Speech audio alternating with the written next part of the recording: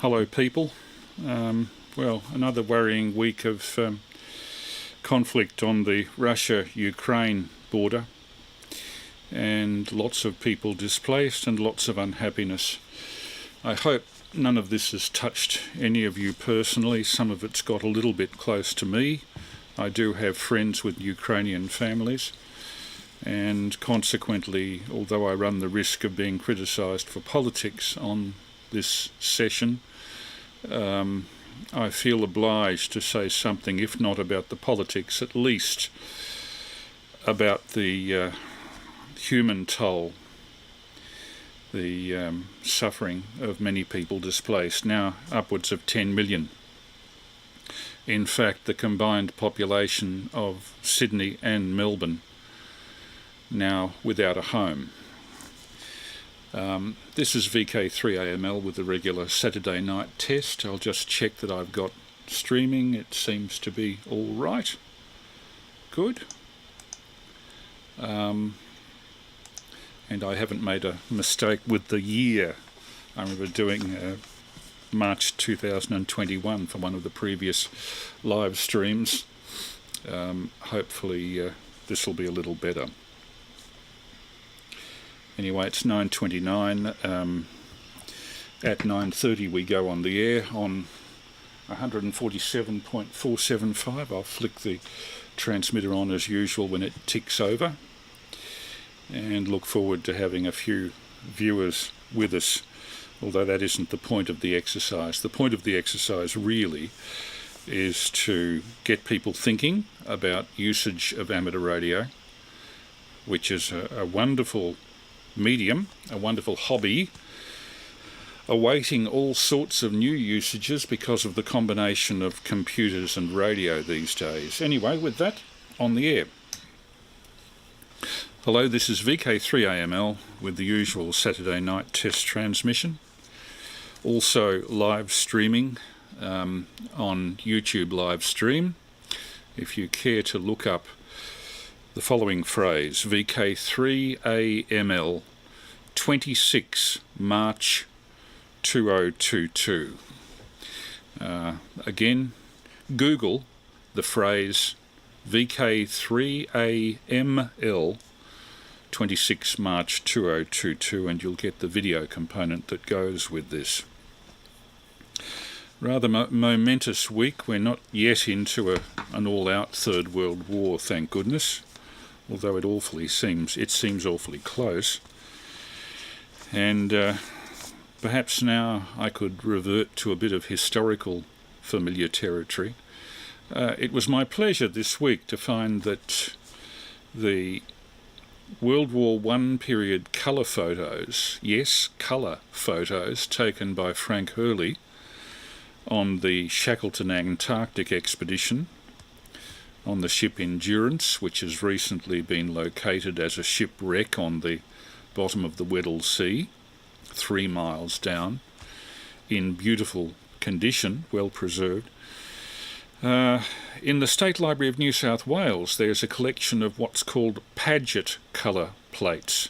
The Paget colour system was a colour photography system, very brief in usage, introduced about 1913, withdrawn in the 20s, and it consisted of a transparency plate ruled with little green, blue and red squares, very fine pattern of squares, and you would bind that transparency plate of colour dots against a panchromatic plate, take your exposure in the camera through that colour dot screen, then make a print transparency, black and white, and then bind a similar colour dot screen to the transparency, and you had a colour photograph produced much in the same way that modern colour television works. Anyway, it turns out that Frank Hurley took colour photographs on the Shackleton expedition and later at the First World War. So I got hold of the high-definition downloads of those from the State Library of New South Wales. They had just photographed them as was, with a century's worth of dye degradation and other forms of degradation. And I set to work on the plates in Photoshop. I altered their primary colour, contrast, gamma and hue to bring them close to a reproduction of reality. So instead of being dark blue, rather dense transparencies, I'll show you the result now. The Frank Hurley colour photographs of the Shackleton Expedition 1914-16 from originals in the State Library of New South Wales. This is Shackleton's ship on which Frank Hurley also travelled, the Endurance, set fast in ice in the Weddell Sea. The photograph was taken in 1915, and the men of the expedition spent a couple of winters drifting with the ice in the Weddell Sea after becoming locked in that ice, before finally the ship was crushed and they had to take the whaleboats off the ship to try and get to some form of civilization for rescue. The bulk of the crew were taken to Elephant Island off the Palmer Peninsula in Antarctica, where they waited for 4 men to go in a very speculative expedition to the whaling stations of South Georgia Island in the extreme South Atlantic. Managed to get there on the wrong side of the island, went over the island's very tall 10,000-foot mountains, and finally got rescue from Norwegian whaling station at Grytviken on South Georgia. So these are colour documentation, surprisingly good colour documentation of the Shackleton expedition from 107 years ago. This is a photo that Hurley took in Paget colour on the deck of the Endurance, a deck that still is there at the bottom of the Weddell Sea, much as you see it here. Been in water that's close to freezing, and no teredo worm to affect the wood, so the wood's in good condition. And this deck, apart from the part that got squashed by the ice, of course, is in remarkably good nick after 107 years. That brown thing on the right there is a dog kennel, by the way, for one of their huskies. Hurley labelled this photograph Rime Ice, R-I-M-E. It's a sort of a hoarfrost that attracts itself to the rigging on the Endurance, which was actually a sailing ship, a square rigger, with auxiliary coal-driven engines. And there you see the effect of the traceries of the Endurance's ropes against the sky. Very nice photo taken by Frank Hurley, Australian photographer from Sydney. And here is Frank Hurley, standing with his Prestwich movie camera. He took an extensive film record of the whole of the Shackleton expedition, which was released under the name South initially in the silent days, and then was re-recorded with sound about 1933 and released as Endurance, a feature film produced by Britain with Frank Hurley's footage. This is Hurley actually standing in a field of cushion plants, a type of subantarctic flora, on South Georgia Island after rescue. So this would be taken 1916 or 17. Going on. Hurley running up the colours on the stern of the Endurance, and no, that isn't a Union Jack with blue colours, it's actually black, it's a red ensign. This is the bosun of the Endurance, repairing nets, character study done by Frank Hurley in Paget colour. Comes up rather well after you restore the colour to it, not that there was very much colour in the Antarctic. All this 107 years ago. Hurley taking a shot of the bows from the pack ice using his Prestwich camera on a tripod, hand crank camera, British origin, and Hurley well rugged up for the event. Of course, they'd spent a couple of winters ice-locked with the Endurance. Now that the Endurance has been refound as a wreck at the bottom of the Weddell Sea, that bowsprit and sections of the bow have actually been torn off the boat in the action of sinking, but the stern of the boat is remarkably intact. Frank Hurley shooting the film in colour. The film not in colour, just the Paget plate. A distant view of the Endurance. As you can see, it was a wooden ship, painted black on the hull and oil-stained upper deck. And as they went towards midwinter, Hurley took a series of photos of the Endurance against twilight, some of them very moody and very moving. Now, there's a photo in colour that wouldn't have meant much in black and white. The Endurance silhouetted against the twilight sun. And here's the party seeking rescue, also in colour.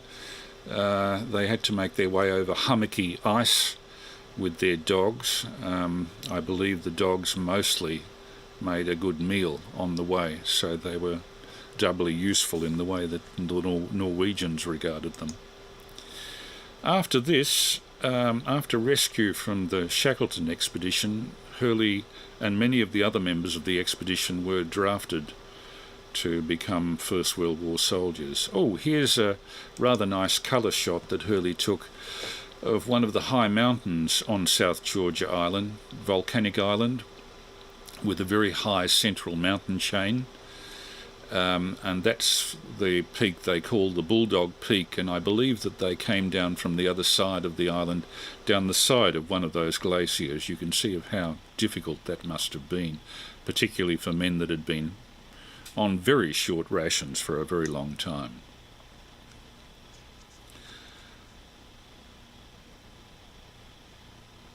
Moving on now.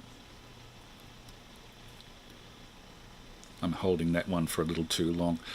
Hurley's shots of the First World War. This is Hurley in the services in 1918, looking through a pile of discarded Turkish shells in the Middle East. Obviously, when the Turks departed, they left a lot of ordnance behind, and Hurley was a gamer man than I am, picking them up like that. Though in reality there probably wasn't much danger. And here's an example of Hurley shooting some Australian technology of the time. This is the Australian Flying Corps in Palestine, in full colour. I think that's a Bristol fighter on the left there. Although they were fighter planes, they were more often used just for photography of the enemy lines, particularly in this Palestine campaign. Not so much in France, where they actually did quite a bit of fighting.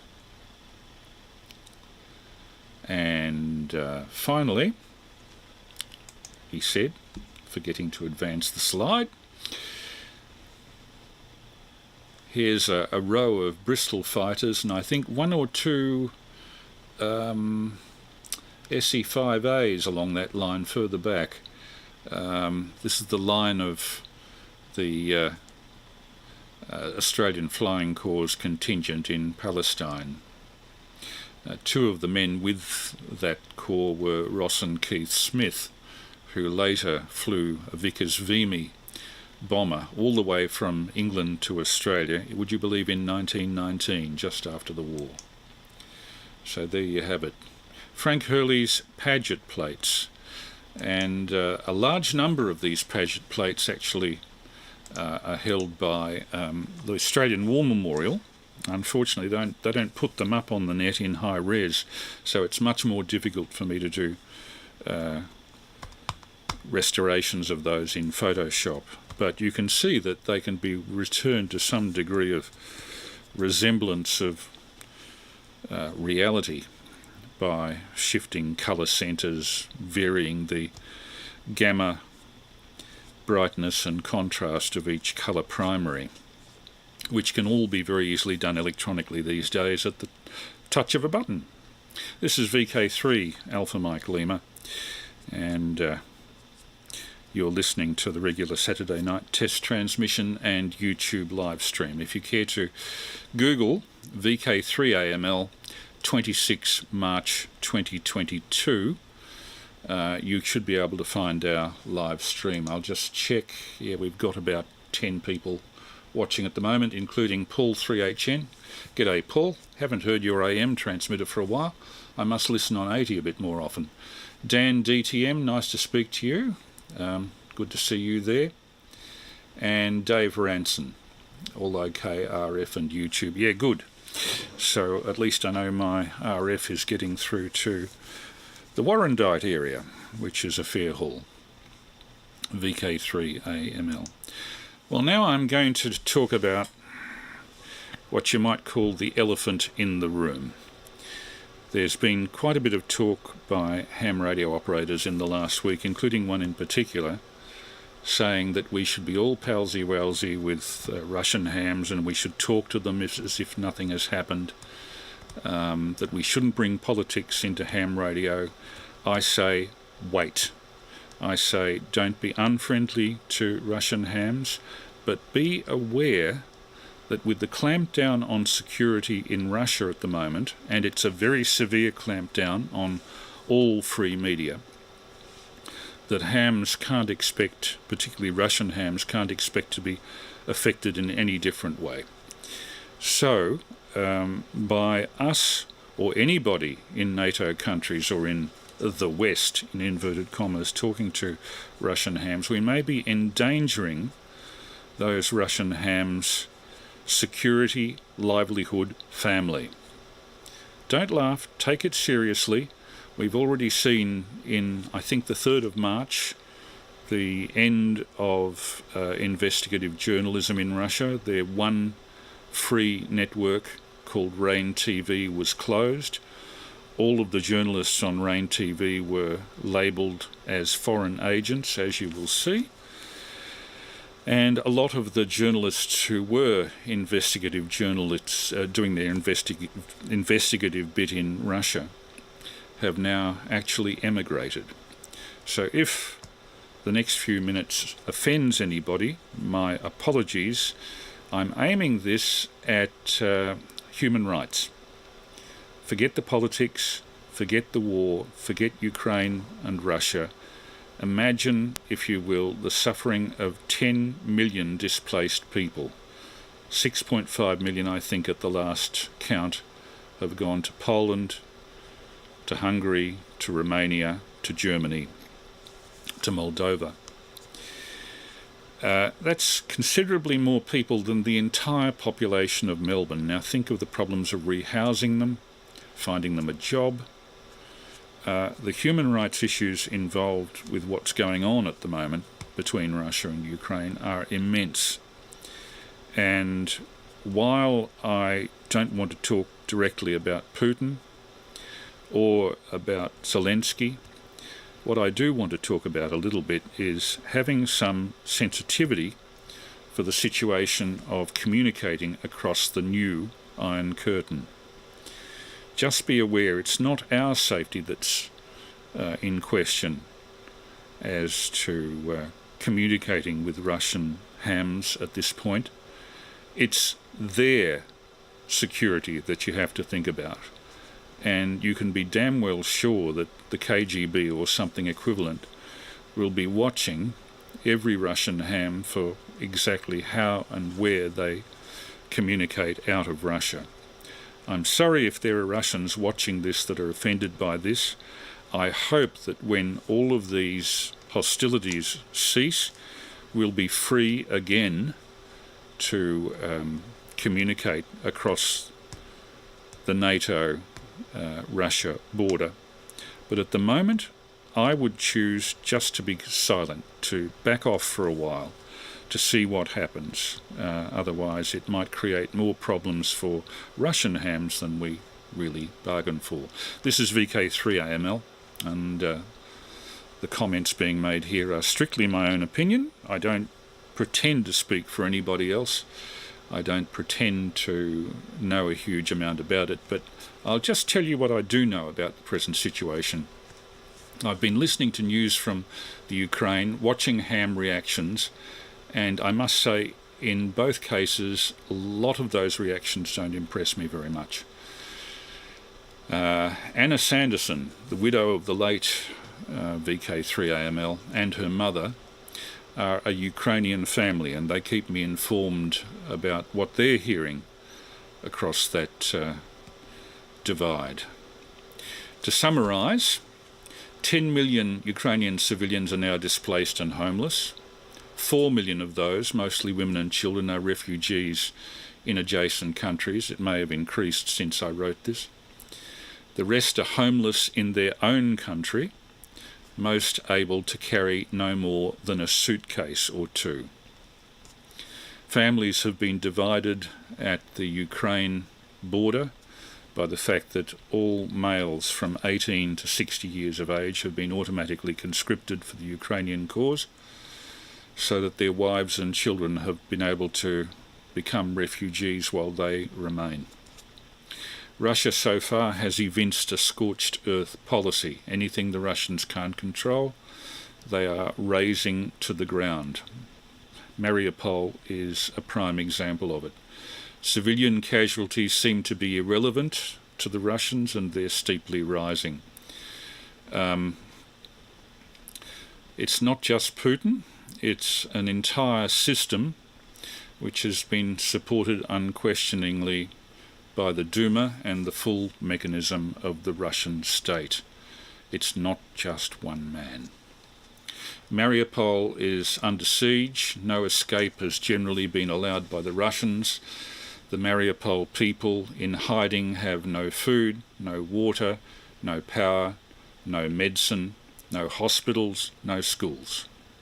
There's been no allowance of Red Cross relief supplies. All phone services and accessible broadcasting appears to have been cut.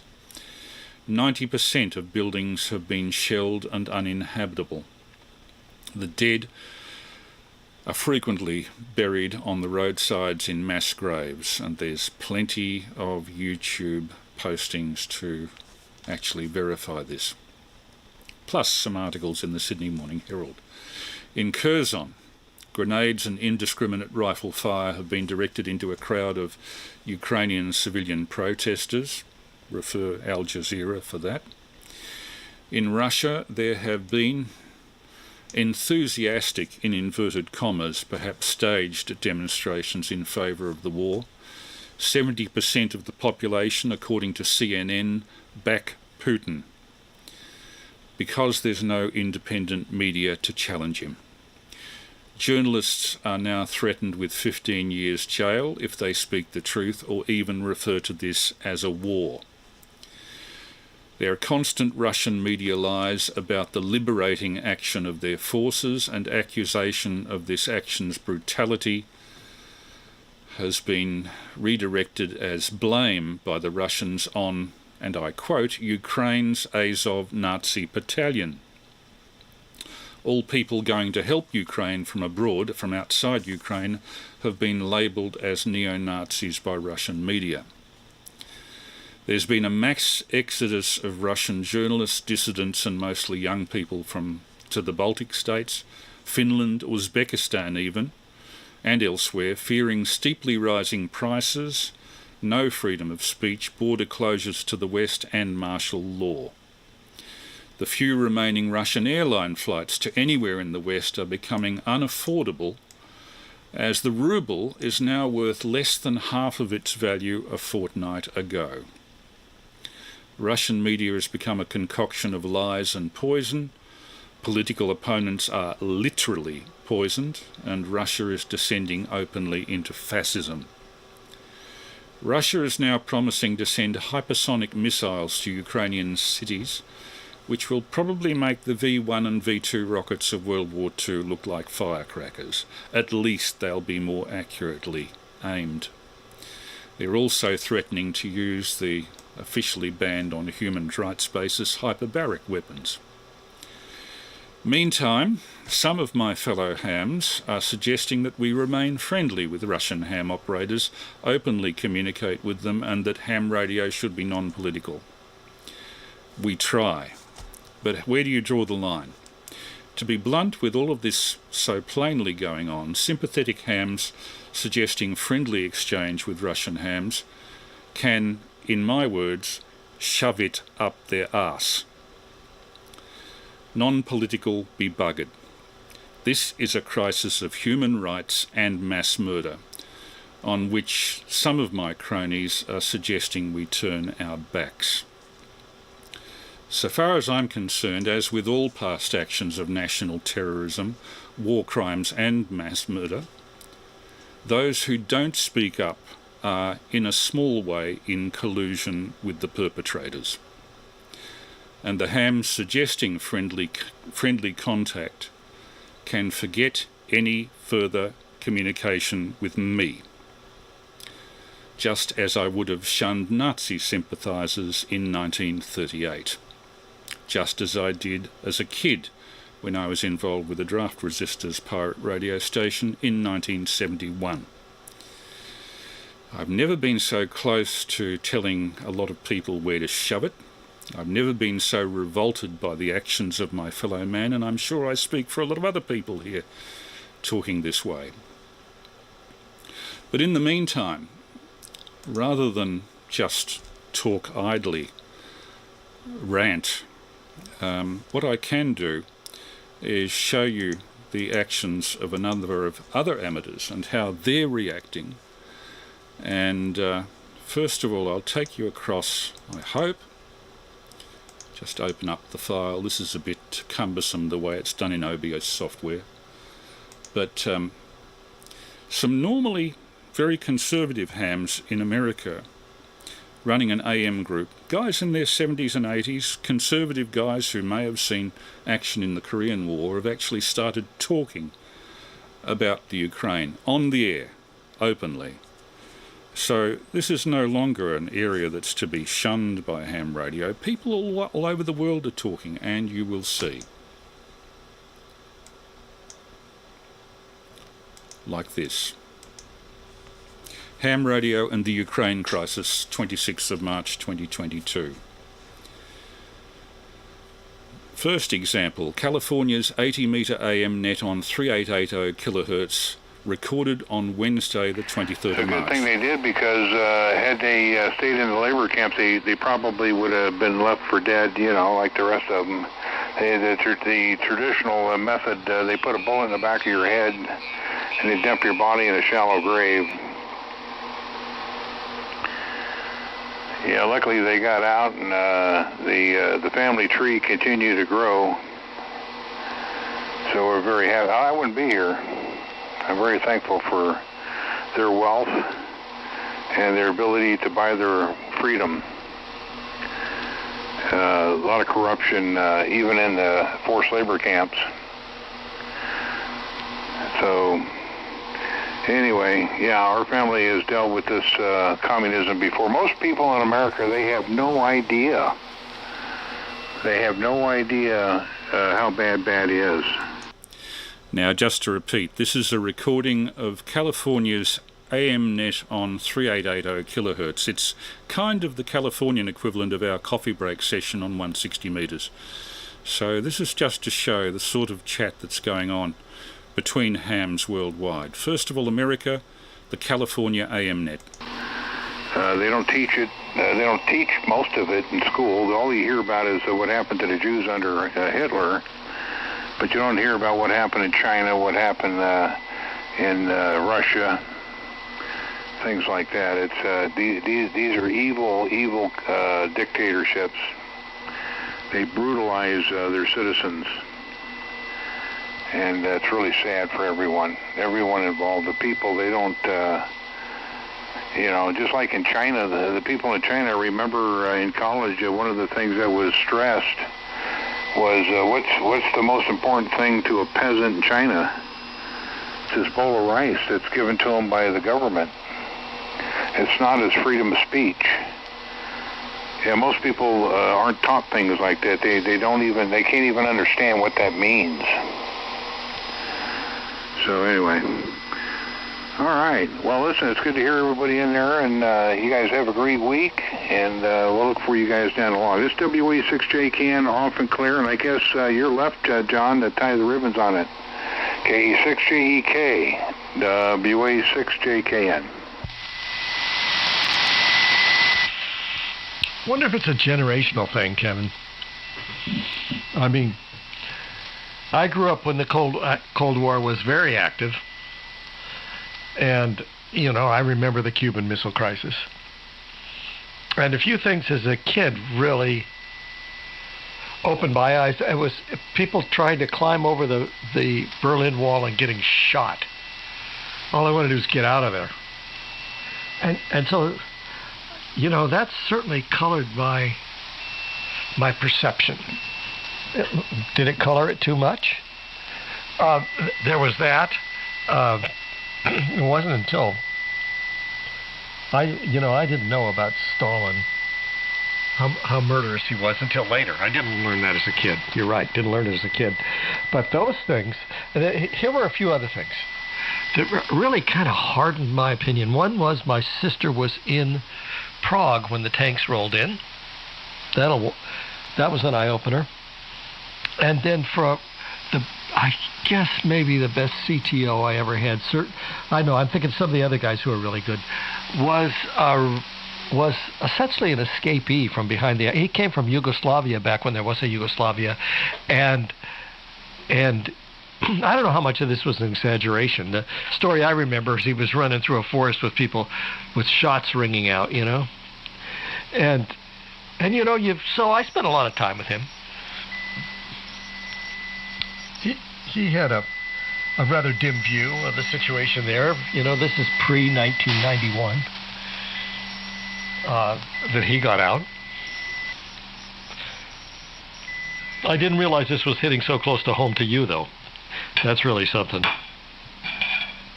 Like you, I imagine, I'm obsessed by following the news. My wife is not. I'm not sure. I think it might be healthier, you know, because what are we going to do except be upset about it? I mean, you know, that as Joe Citizen, what are you going to do? Give money to aid organizations, I guess. Encourage our politicians to do whatever they can, but they seem to be encouraged enough. Anything short of World War III, you know, we grew up at a time when it wasn't far-fetched that World War III was going to break out. It came close. So, you know, that's our age. Then our kids, you know, after 91, I mean, I started development groups in 3 Russian cities. We thought it was going to, really, I was very proud of that. There are pictures of me with Russian flags. We had high hopes that they would join the community of nations as a sort of civilized nation.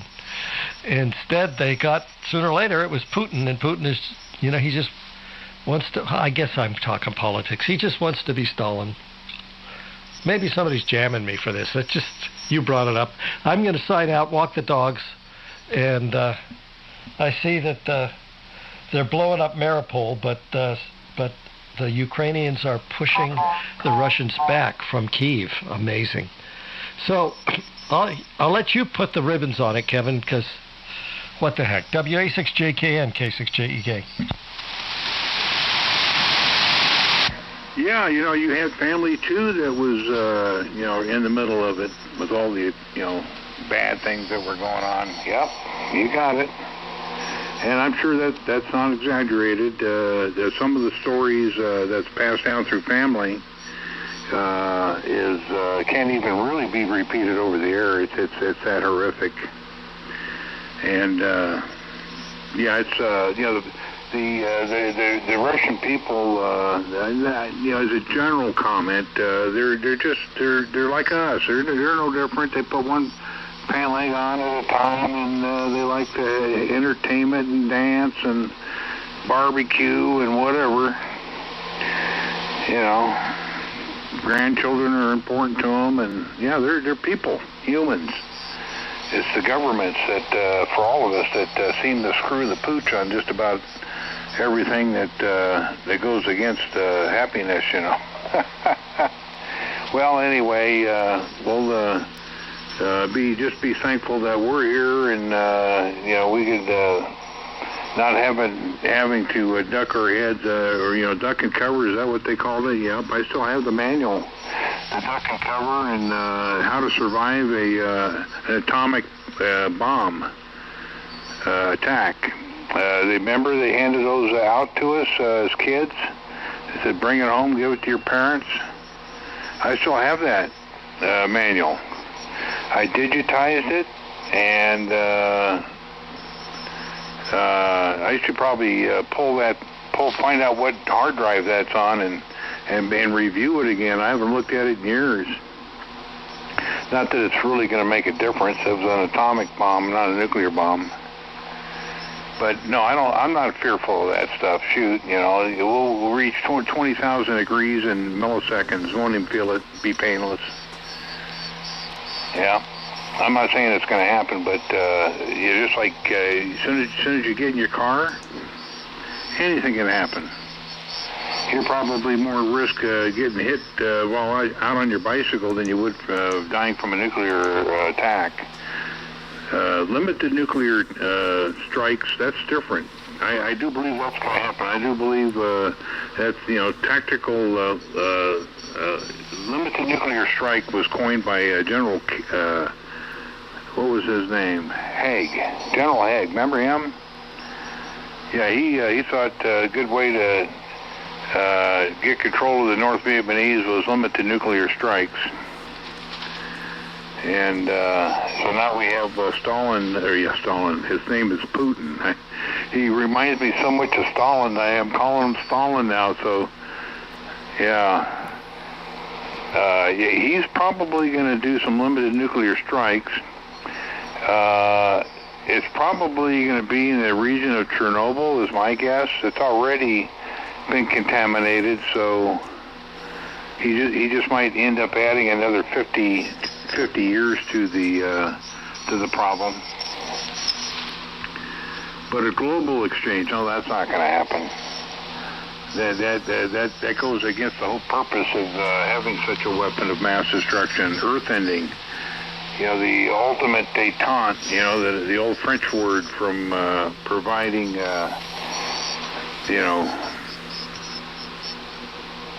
relief that something so horrific's not going to happen.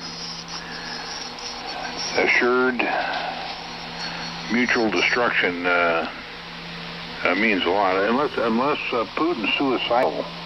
If he is mentally suicidal, I don't think he's going to get his whoever's in charge of his weapons to launch. I bet you those guys have already figured out a way to intercept a global exchange. Yeah, at least I hope so. Because if he's lost his mind like they're talking about, that would change everything. And now, as a bit of a contrast, the audio engineer and musician Vlad Dabronsky, who is actually a Russian speaker, explains the reason for Russia's public being misled about current realities. It has a lot to do with the control of the media, as he will explain. Vlad Dabronsky, who, although he's not a ham, is somebody that I have a lot of respect for in the audio engineering and broadcasting area.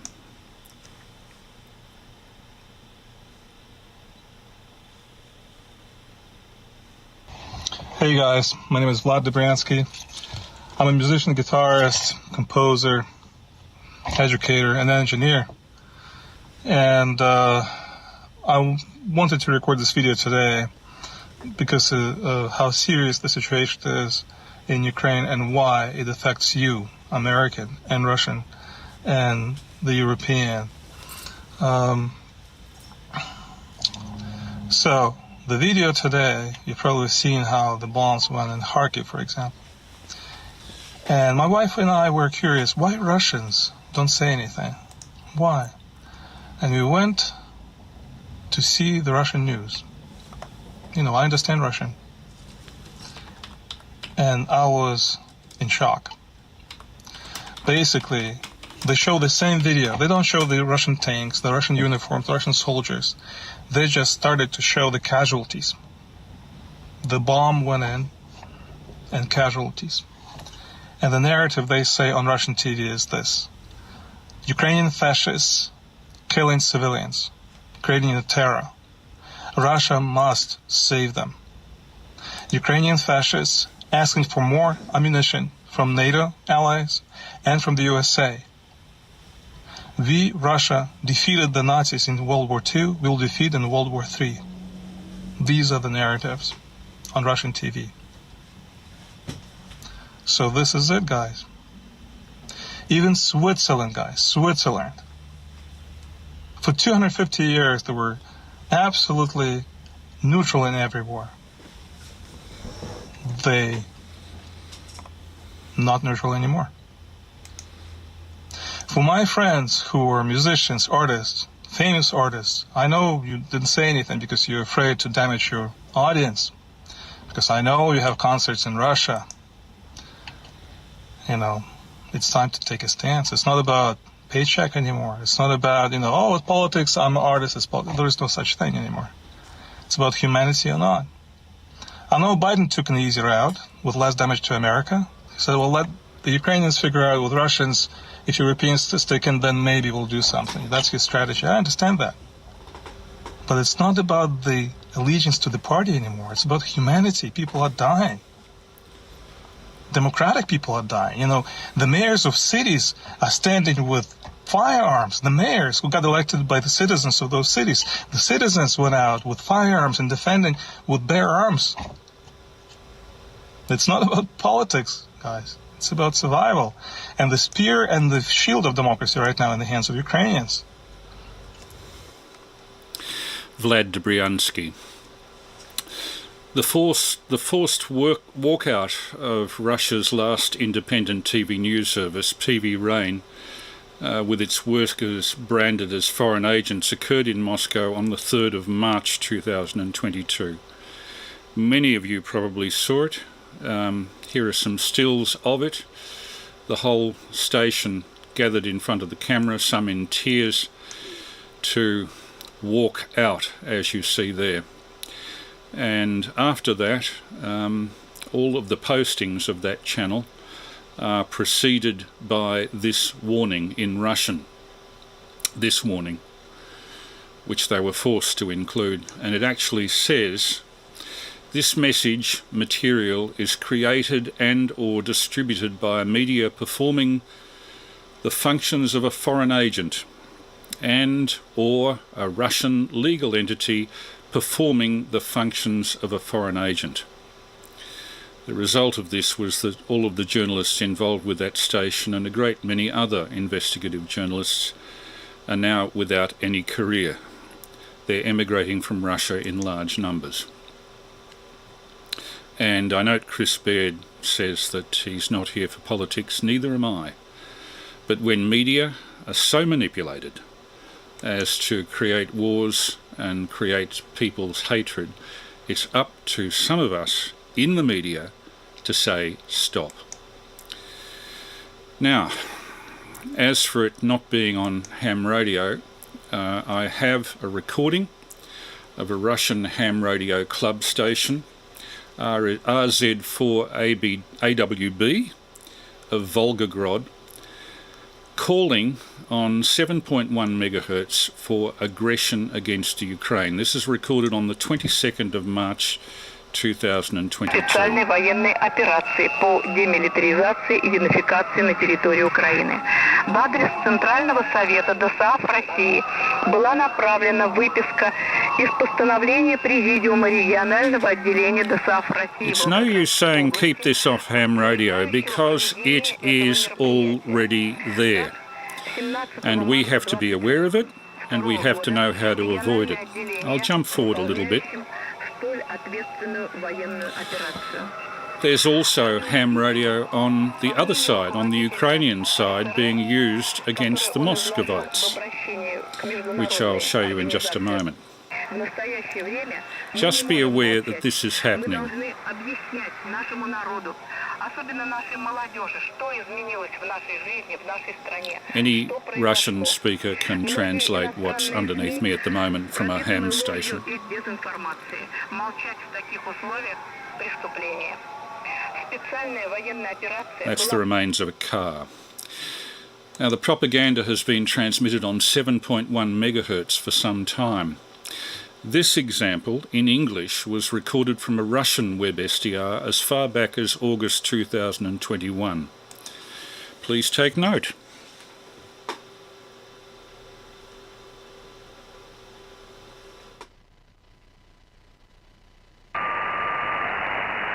Attention. Attention. This frequency is used by early Moscow to propagate Kremlin Nazism in relation to Western countries and peoples. Putin's Kremlin Nazism is scaring the whole world and Washington with complete destruction with nuclear weapons. It is not the Taliban or China that is a threat to the criminal terrorist regime of the Kremlin that is humanity. And those are Russian amateurs trying to drown it out. Broadcasting a song about how they destroyed Europe and its allies with a nuclear by the United States. This is a problem for the world.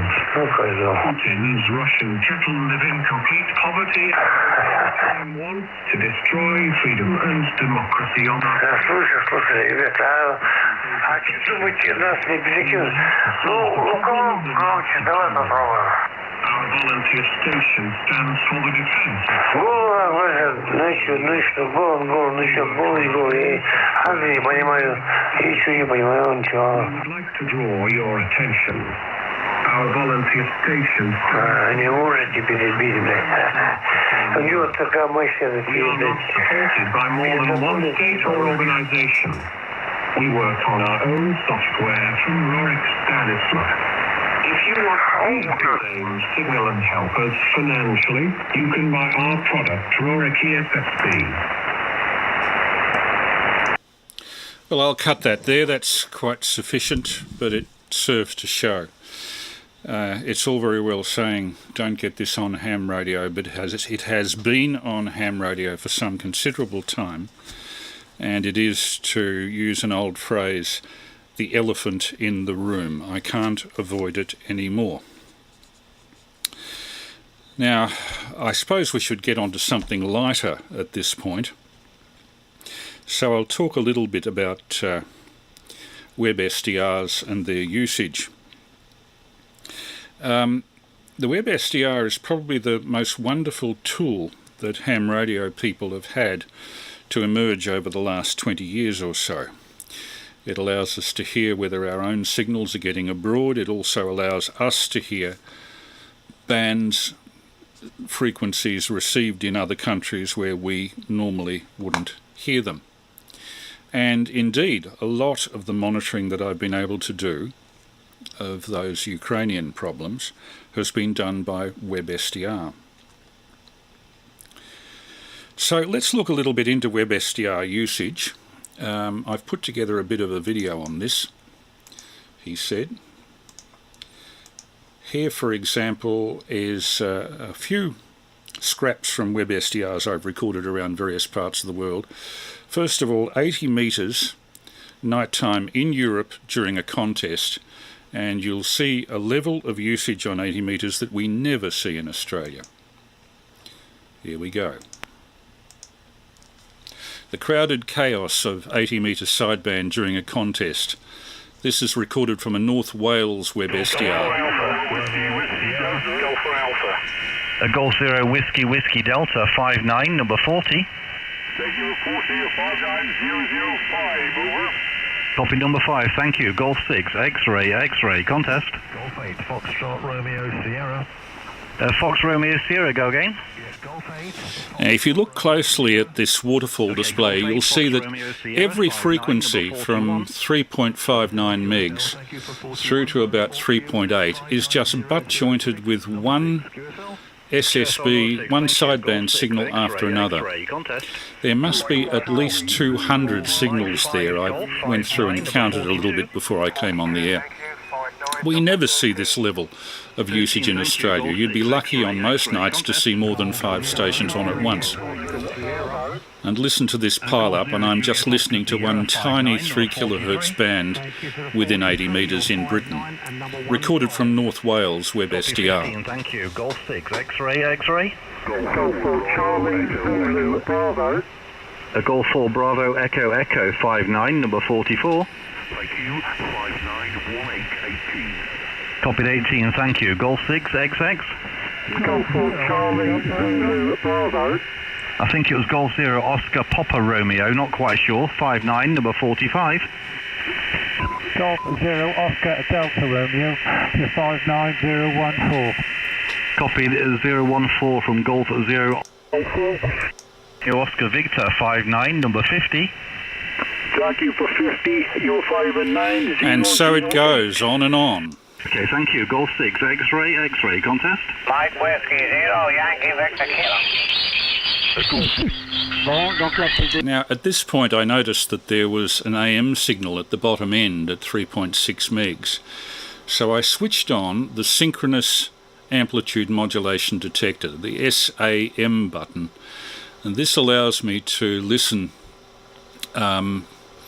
first of all, with the enhanced audio quality of synchronous detection, and secondly, as somebody was lobbing their sideband signal on top of one of the 2 sidebands generated by this AM signal, I could get rid of one of the 2 sidebands and listen to the remaining sideband on the AM signal perfectly. Watch closely the green bar above the AM signal, the carrier that you can see as a red line, on the left, just under the 3.6 megahertz marker.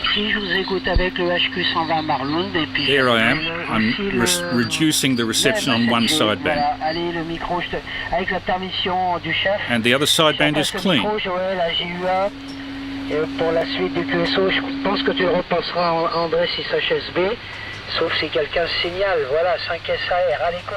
And for those of you who can understand French, this should be quite understandable.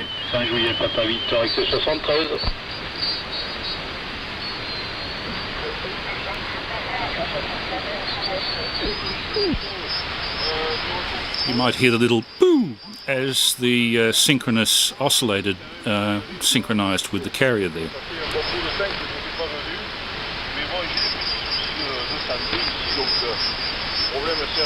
So there's more than one way of demodulating AM via these new software-defined receivers. Instantly variable bandwidth, which we've never had really before.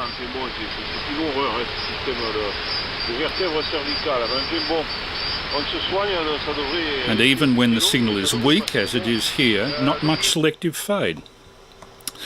Now, to escape the clutter, I switched to listening via one of the best web SDRs in the world, the one in northern Utah, run by Gary Crum with quite able assistance from my old Lightbeam modulated light associate Clint Turner, KA70EI. So I tuned in on 80 metres on that very good SDR. It's way out in the Utah desert, north of the Great Salt Lake.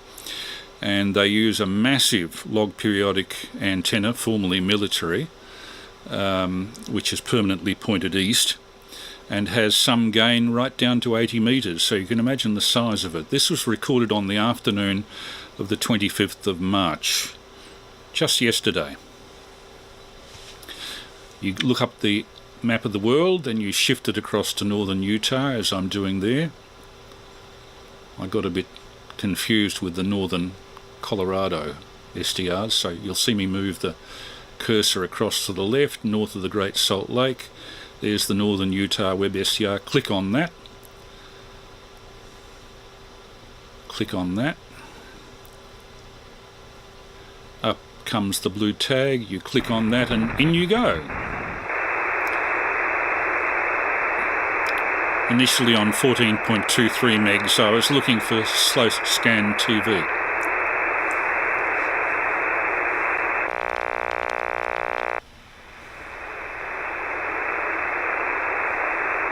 Accidentally got into the broadcast band, 850 kilohertz.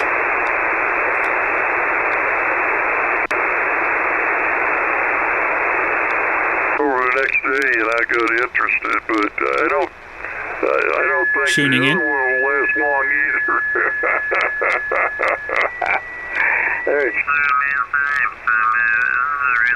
They are brand new. They've been setting since the guy bought him, apparently, and other than a warranty, This is on 7.204 megahertz on the web SDR from northern Utah. But Don didn't have something to update the firmware handy in his little shop, so I get to do the firmware, which will be good practice for me. You know, I never have updated my firmware on 1.3K. You'll notice that the audio quality on these web SDRs is superlative. I got it from Magnolia, so go figure. Well, and it works great, so that's probably why I hadn't updated it, but I probably should put the latest and greatest in it. Might have enhanced protection or some other crazy thing. Although, boy, that thing seems bulletproof. It'll shut itself down if anything's wacko at all. So, I really like those SPE Expert amps. I'm a fan. And they work terrific for remote switching antennas. This 2K has 6 antenna outputs on it, so go figure. I can hook up the rest of my antennas to it. Go ahead. Yeah, roger that. Boy, that's really cool. K5HK, K7ONY. No, I really agonized over getting one of those. I had found one that was used before I bought my new one, and they're just 6 antenna ports would be absolutely wonderful at home. I have 4 antenna ports, but I can only use 2 on one program or 2 on another. So I think he's using about 2 kilowatts too, so it's quite a sort of a rig that they're running over there. It'd be absolutely wonderful. So he had a second one there when you were there? Okay, so much for sideband. Now switching across to California, they have, as I say, as we heard a little earlier on the rather more political aspect of things, an 80-metre AM net, and on Thursday evening, America time, 24th of March, I recorded this on 3880 kilohertz and was received via the KPH web SDR at a fairly remote and quiet location 50 kilometres northwest of San Francisco on the coast in an old naval station called Point Reyes. And a local ham radio group has a very, very good web SDR there. Frequently when the guys are transmitting on 80 metres from Australia, I can detect their signals on that web SDR. Very good set of antennas. I believe some of them are ex-Navy, the antenna systems anyway. So let's have a listen to a part of the Californian 80-metre AM net. A lot of the guys in this ex-broadcasting, a lot of their transmitters are actually ex-broadcast transmitters. So you will hear some fairly superb modulation on some of these. Again, received by WebSDR with the bandwidth wound out to 12 kilohertz, so that we'll get at least 6 kilohertz of audio on the best of these. VK3AML, and if you want the video side of all of this, look up VK3AML 26 March 2022 on the internet. You'll find the live stream of the video there. The Californian AM net from Thursday evening.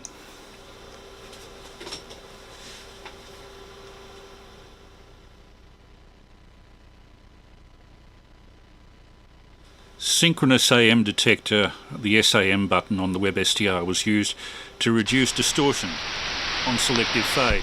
Okay. A6GLH in the small group W6DRZ. Well, I'm glad you were there for her, and I hope she's feeling better. And this too shall pass. Kevin, it is the same internet service provider.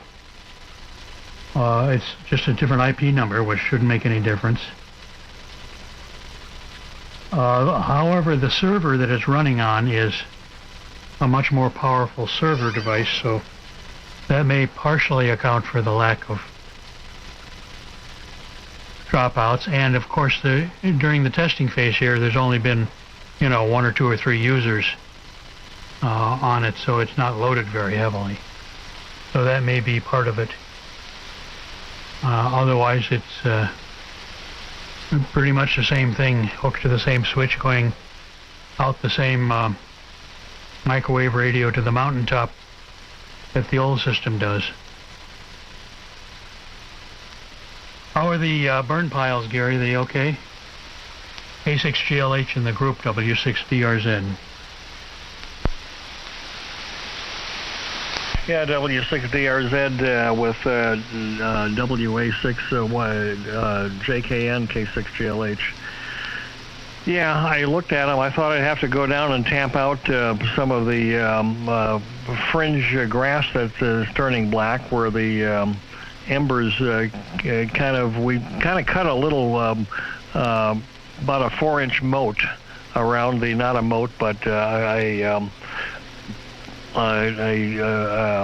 groove around the piles to contain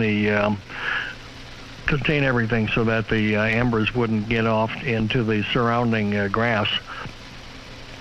But that's what I'm keeping an eye on, to see if the embers jump, because CAL FIRE doesn't take kindly to burn piles getting out of control. They fine you for that, and it can be a very expensive consequence to let things get out of control. So got to stay diligent and keep an eye on it. I had that happen once. One night I went. I was burning some stuff, and I thought everything was out, and went in for dinner, and my neighbor called me and said my backyard was on fire. And tell you that scared the bejesus out of me. So I never want to do that again. And there were some big chunks of wood that was being staged to split with a wood splitter from when the neighbor came. You'll notice that the audio quality on a lot of these AM transmissions really is superlative, and the AM net in California, just as the AM net on 160 metres here in Melbourne, tends to attract these sort of people with an audio concern, with an audio interest. The quality certainly leaves C4FM D-Star and all of the rest of those high compression codecs for dead, and even Echolink. One wishes that there was a better quality version of Echolink that could compare with what we're hearing directly from SDRs like this one. Just hang on a sec, I'll put it back to the recording for a few minutes. I've had first, second, and third degree burns. Yep. Yeah, I don't like fire. And glad that you were able to get to it before it got out of hand. But yeah, are you doing control burn to keep the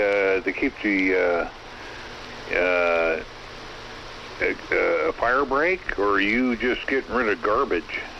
I didn't hear that part, or it didn't register, and I'm just making up a question, as I go along. So I know a lot of people burn their garbage, and I don't know too many people actually will burn for a fire break, but who knows? I mean, if you got a lot of acreage out there, maybe you're doing just that. But I think you would have to have. And my apologies for the interruption. It was a neighbour who was just concerned to see that we were okay here, Prue and myself. Prue having had surgical work done of recent times. I'll just go back to the camera. This is VK3 Alpha Mike Lima, and that was the AM net in California, recorded via the Point Reyes web SDR using a synchronous AM detector. You can now push a button that says SAM, Sierra Alpha Mike, and it engages a synchronous AM detector on the carrier, which means that you get less distortion, particularly on deep selective fades, than you would ordinarily using simple diode-style detection. Another advantage of software-defined radio. Keeping in line with stuff intercepted by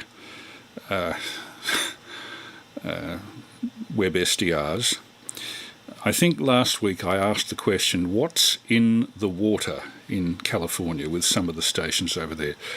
Some operations, I'm sure there are some like this here, but you really have to ask the question, are these people sane? So I've started a segment called What's in the Water, dedicated to these amateurs. What's in the water? The 3845 kilohertz net recorded from the Half Moon Bay Web SDR just west of San Francisco on the 24th of March. And I think this will be self-explanatory. I don't think these guys take it seriously.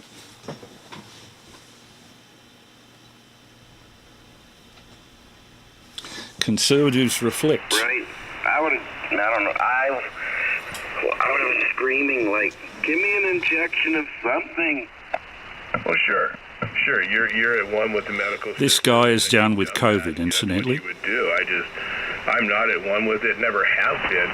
So that's a foreign concept to me. So I'm just hoping to hang in there because I mean, I'm not being cocky about it. Sooner or later, something's going to hit me, and then I'll find out about a big shitty medical like you were talking about.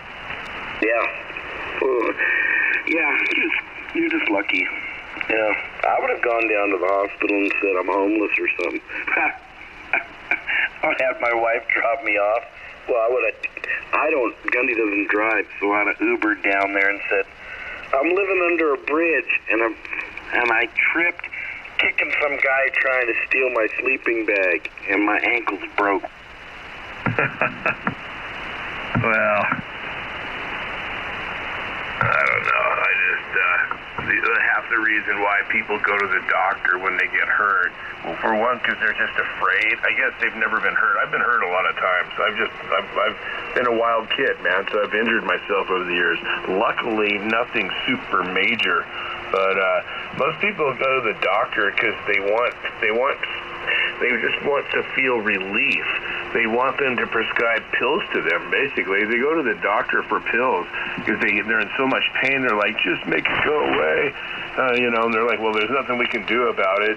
We can't do any surgery. Yeah, well, I know, but can you give me pills? And that's what they do. And and how has it occurred when people get on things that they actually get hooked on them? Well, I needed some pills for this shit, man. I was like, give me antibiotics.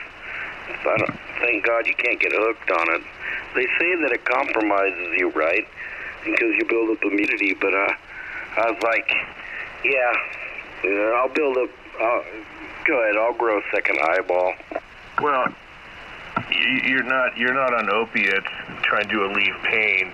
You're on antibiotics just attacking. So these antibiotics are at war with your immune system, but your immune system is also at war with this infection you have.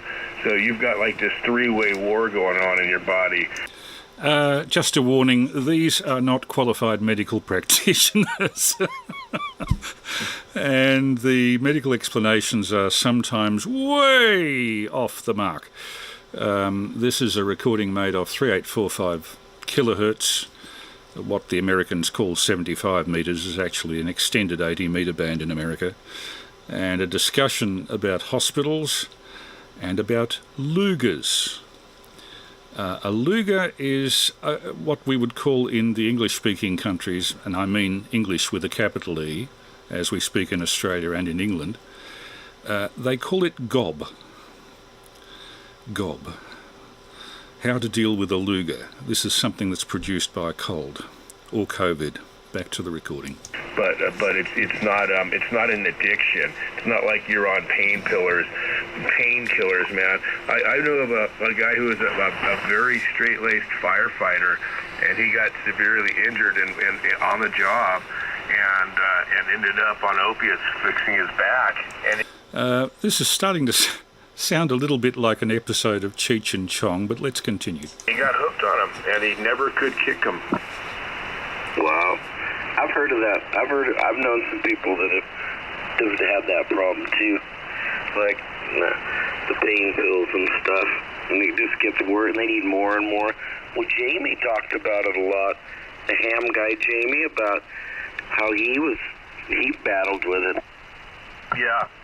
Well, there's an example of a modern medical miracle, right? He's just been broken up and in pieces and had all these surgeries, and he's had more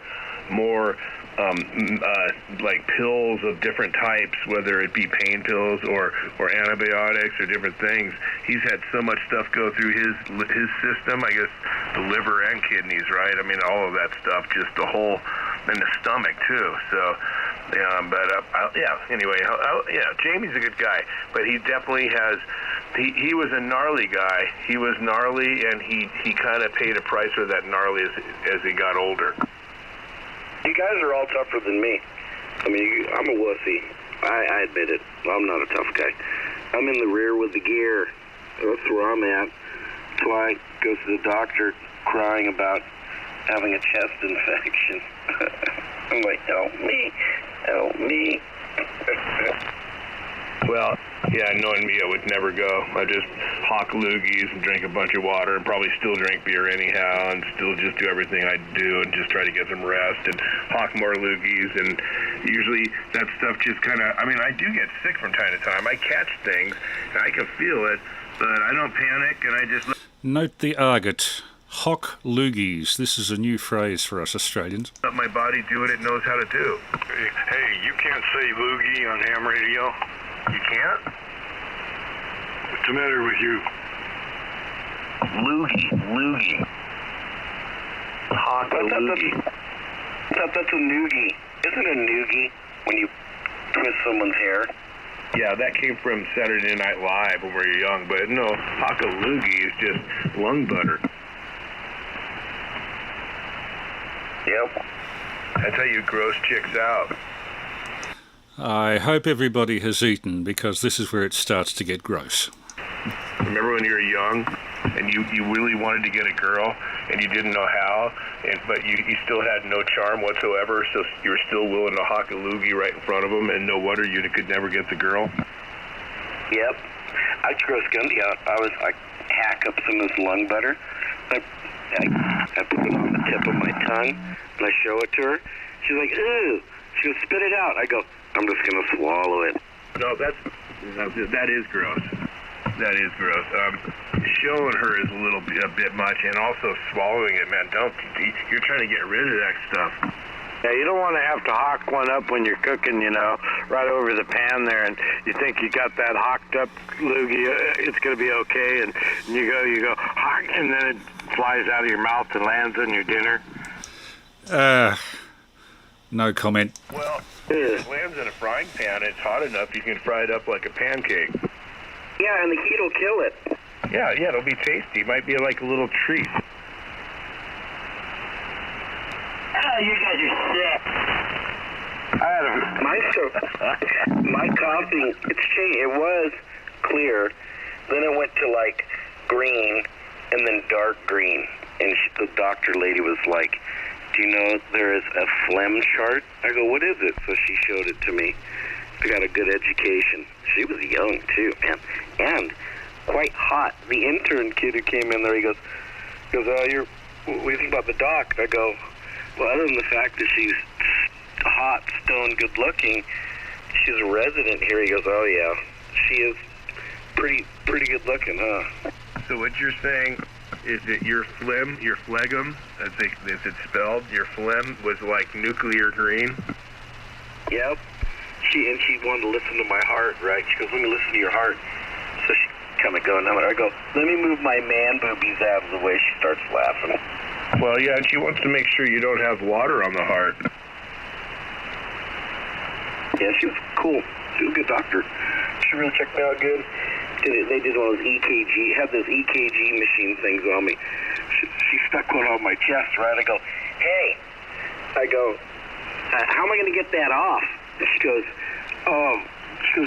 let it sit on there a day. She had a great sense of bed. She goes, you got to let it sit on there one day so the glue really dries, and then you'll really know when you take it off. Oh boy. And then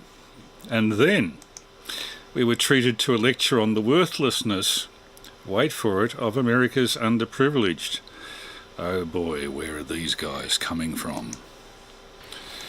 And this was actually transmitted as a jamming signal over a call-in for the Western Amateur Radio Friendship Association, the WARFANET, on 3908 kilohertz. For a long time, this peaceful net, which includes many Afro-Americans, which may be the problem that some of the extremists have with it, has been attacked by high power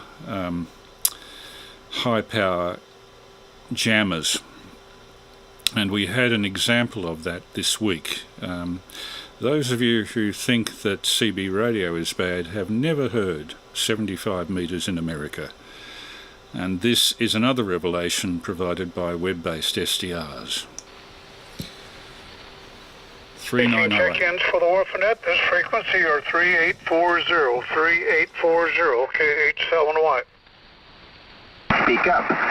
So this will encourage them to check in. Okay, fine. If you think that's the case, we'll cooperate with you.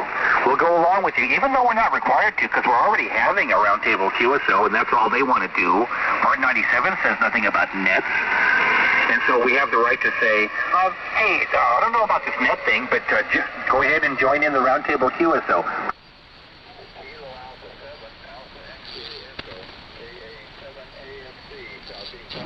Do something for the poor all throughout the 60s, the 70s, the 80s, and the 90s. There's been do something for the poor. I mean, Bill Clinton runs around and gives away billions of dollars in Africa.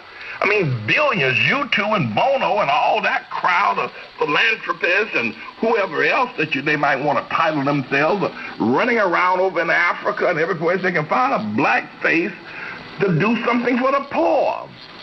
What I want to ask is the question is, when in the heck are we going to see the poor doing something for themselves? That's what I want to know. I mean, all right, okay, Jeremiah Wright.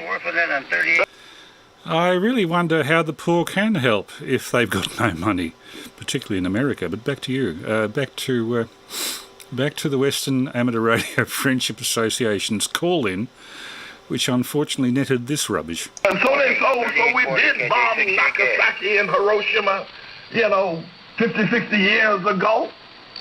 But my God, the Japanese have turned around and built a great society, and they're selling all y'all black folk Lexuses, Toyotas, and Camrys and everything else. Well, when are the black people going to turn around after everything is done for them and do something for somebody else? I mean, all this business is health care, doing something for the poor, doing something for the poor, doing something for the poor. When in the heck are poor people going to turn around and do something for somebody else except wait for people to do something for them for the next 350 years? This man is obviously not a member of the Salvation Army. All right, so you voted in a black president. Was that what you were trying to do? To do something for the poor?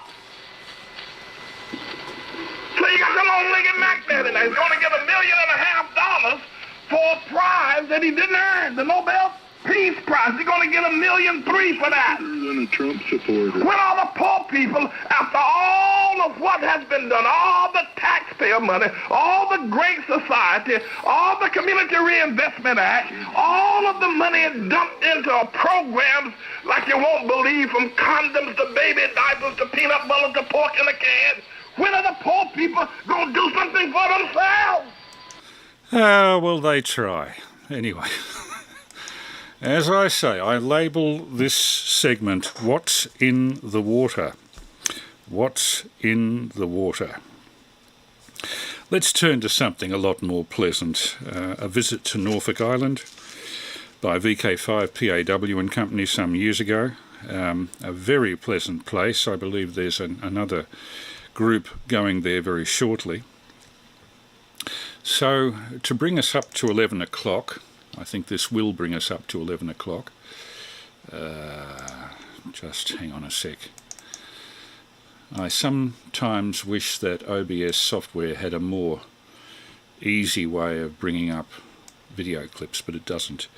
And if you want to look in on this very pleasant background video, please do Google VK3AML 26 March 2022, where you'll see some of this stuff, good, bad and indifferent, in video. That's VK3AML 26 March 2022. Okay, over to VK5PAS's very nice video of a DXpedition to Norfolk Island about 5 years ago.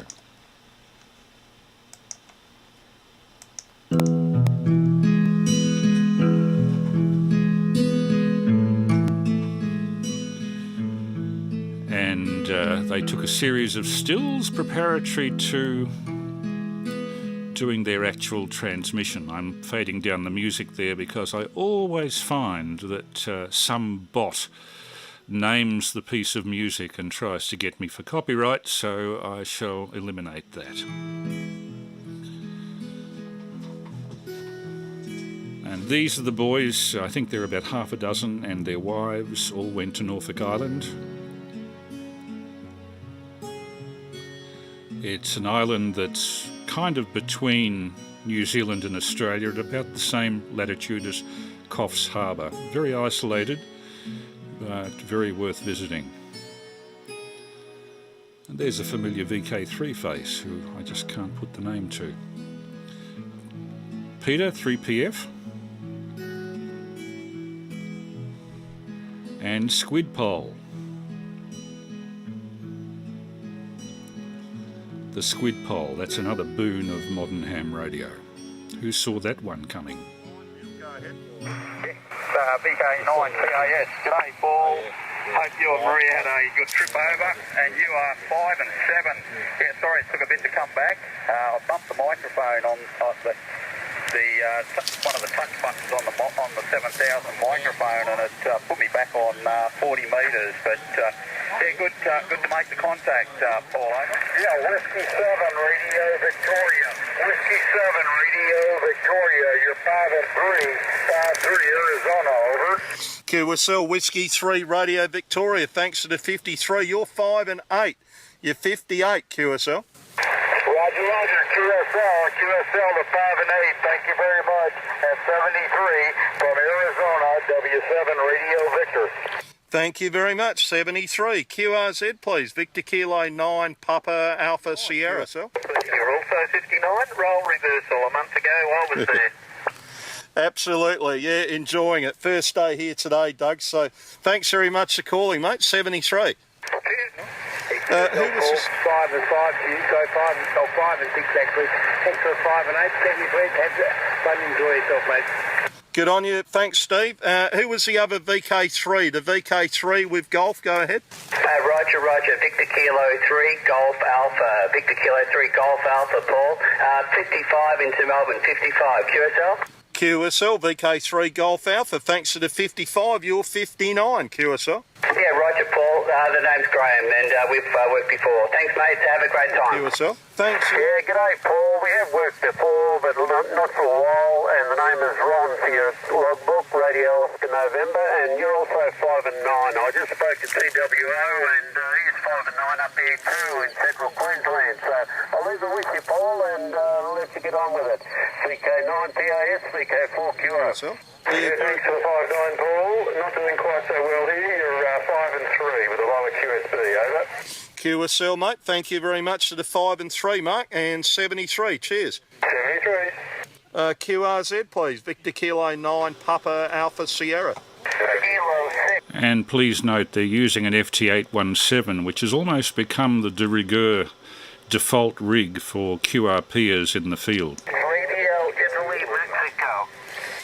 Kilowatt 6 Radio Italy, Mexico. You're 59. QSL, Paul, thank you. My name is Al. You're also 5'9" near San Francisco. 7'3", thanks for the contact. VK9, Papa Alpha Sugar, K6 Roger, America. Ida Mike, 7'3".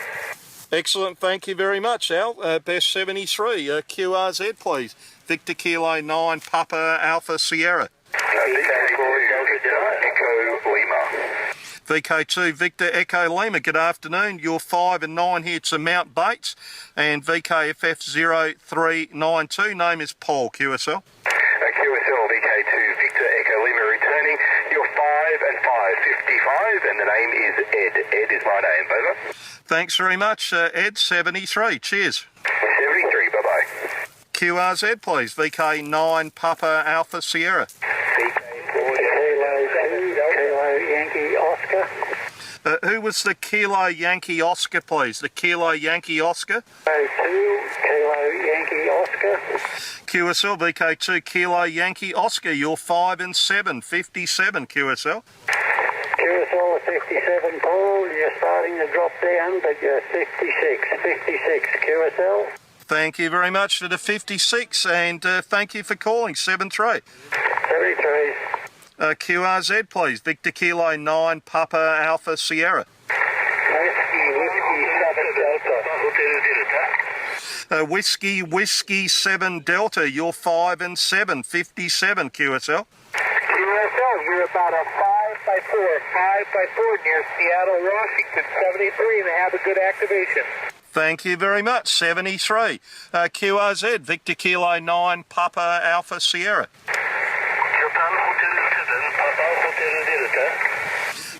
Who was the Japan Hotel 7? The Japan Hotel 7, go ahead. Japan Hotel 7, Papa Hotel Delta. Japan Hotel 7, Papa Hotel Delta. Good afternoon, you're 57, 5 and 7 QSL. Japan Hotel 7, Papa Hotel Delta. You're 59 QSL 59, thank you very much, 73. Oh, okay, VK4 Delta. G'day, Dave. 5 and 8 for you, 5 and 8 QSL. QSL on the 5 and 8, you're 5x5, Paul, 5x5. QSL, Dave, thanks for the 55, 73. Now, I think there was a VK2. The VK2? VK2 Bravo Victor. VK2 Bravo Victor, good afternoon. You're 59, 5 and 9 QSL. QSL, you are 5 and 5, 55. Thanks to the 55, 73. And you'll notice that all of these calls are coming in at a much stronger rate with very, very low surrounding electrical noise on Mount Bates on Norfolk Island than he's being heard, because he's only transmitting, I think, with 5 or 10 watts and into a squid pole on portable location on Norfolk Island. An incredible achievement. Just back to this for the last 5 minutes or so up to the live callback time. VK3AML test transmission. VK1TX, Paul, how are you? G'day, Tex. VK1 Tango X-Ray. You're really strong, Tex. You're a 59 plus. It's a Mount Bates. The Soda Summit, VK9 November Oscar -001. And it's VKFF 0392 QSL. Oh, Roger, Paul, yeah. You took a big dive then, you were about 5'7". Yes, he's saying yes, that would be him there. just let him know he forgot the good-looking part as well. You forgot the good-looking part, Peter. 73, thanks for the contact. No worries, QRZ, VK5, FMAZ Portable 9. VK4, FAAS. VK4. 4FAAS. VK4 FASS, this is VK5 FMAZ Portable 9. You're coming in at 5 and 9 here onto Mount Bates at Norfolk Island. Over. Very good, Maria. Nice to hear you and Paul over there. VK5 Fox Alpha Zulu Portable 9. VK4 Fox Alpha Sierra. I can't remember, it's been about a 5 and 4 at the moment, Maria. All the best, bye-bye, have a good time. 73 QRZ, this is VK5 FMAZ Portable 9. 1 TX, this is VK5 FMAZ Portable. You're coming in at a really strong signal, 5 and 9. Over. QSL, Maria, thank you. Thanks, say hello to Paul for me. And you're 5 and over. Thanks for the 5 and 8. Thanks for the 5 and 8. Over 73. 7388. Coming in at a 5 and 9. 5 and 9. Over. Yeah, good afternoon there, Maria. Thanks for 5 and 9. You're 5 and 5. 55 Sydney, name is Gerard. Thanks. Good day there, Monique. VK6 Mike Oscar. Is it November? Yeah, I guess it's November. Portable 9 from VK2 India Oscar. Name is Gerard. I'm in Sydney. You're 5 and 5. 5 and 5 there, Monique. Yeah, thanks for your 5 and 5 there, Gerard. My signal to you is about a 5 and 7. 5 and 7, QSL. Thanks,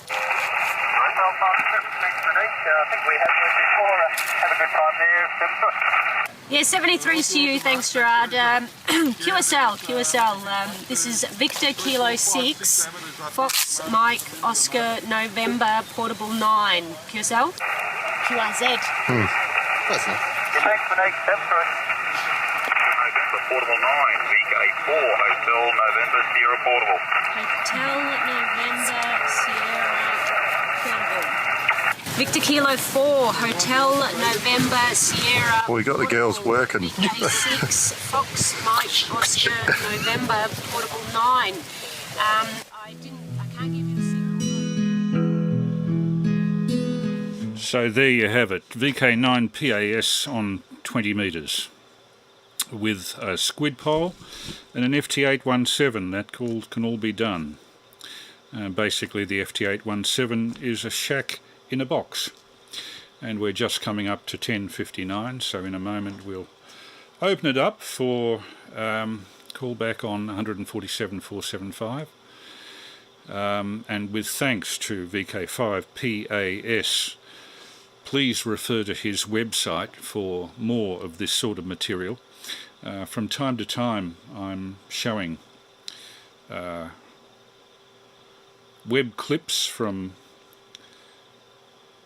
amateur radio operators' YouTube channels that are not normally given a great deal of custom and who deserve more viewing. The two web channels, YouTube web channels from Australian hams that are most frequently looked in on, of course, are Peter VK3YE, Peter Parker, down in Chelsea, who has some thousands of web clips up, so I have not yet featured anything on Peter and hope to have an interview with him at some stage in the future. And of course Hayden in Hobart, VK7HH, who has a very large channel of material. So apart from them though, there are quite a number of amateurs who have small numbers of clips, nevertheless worthy of being viewed. And I can only hope that by running the occasional clip on this live stream it'll give them a bit of a push for people to look in on them. VK5 PAS. So now I have to change my headphone arrangement to be able to listen off 2 metres, and I do it in that way.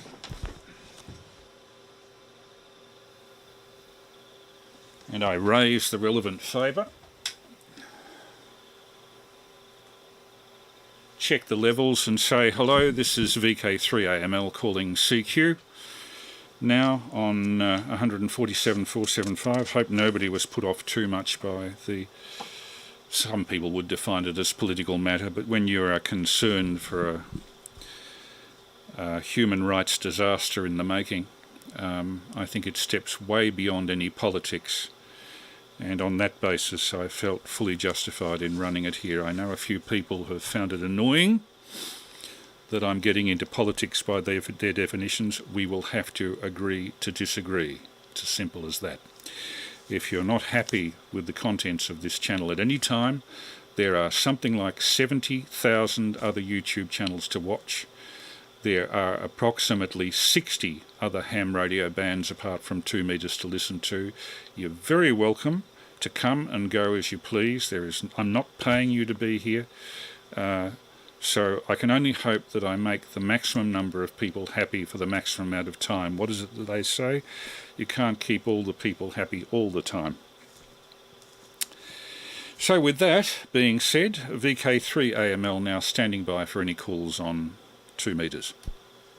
VK3 Alpha Charlie Zulu. Good evening, Chris. VK3 ECG. And hello to VK3ACZ Peter and VK3CG Dave. Well, I'll hand it back to you, Peter, with a pause for anybody else who'd like to come in. And how's your week been? VK3ACZ and group VK3AML. Nothing heard. VK3AML in the group, VK3ACZ. Evening, Chris. Good evening, Dave, and other listeners. Well, I'll start off with human rights disaster. Oh, but Chris, I look for places to go to be offended. Hi. No. I think you're as entitled to your view as anybody, and you had it quite right. There are lots of other channels people can go to if they want to. You can also hit the off button on the radio if you feel so inclined. I found your broadcast to be of the usual great quality.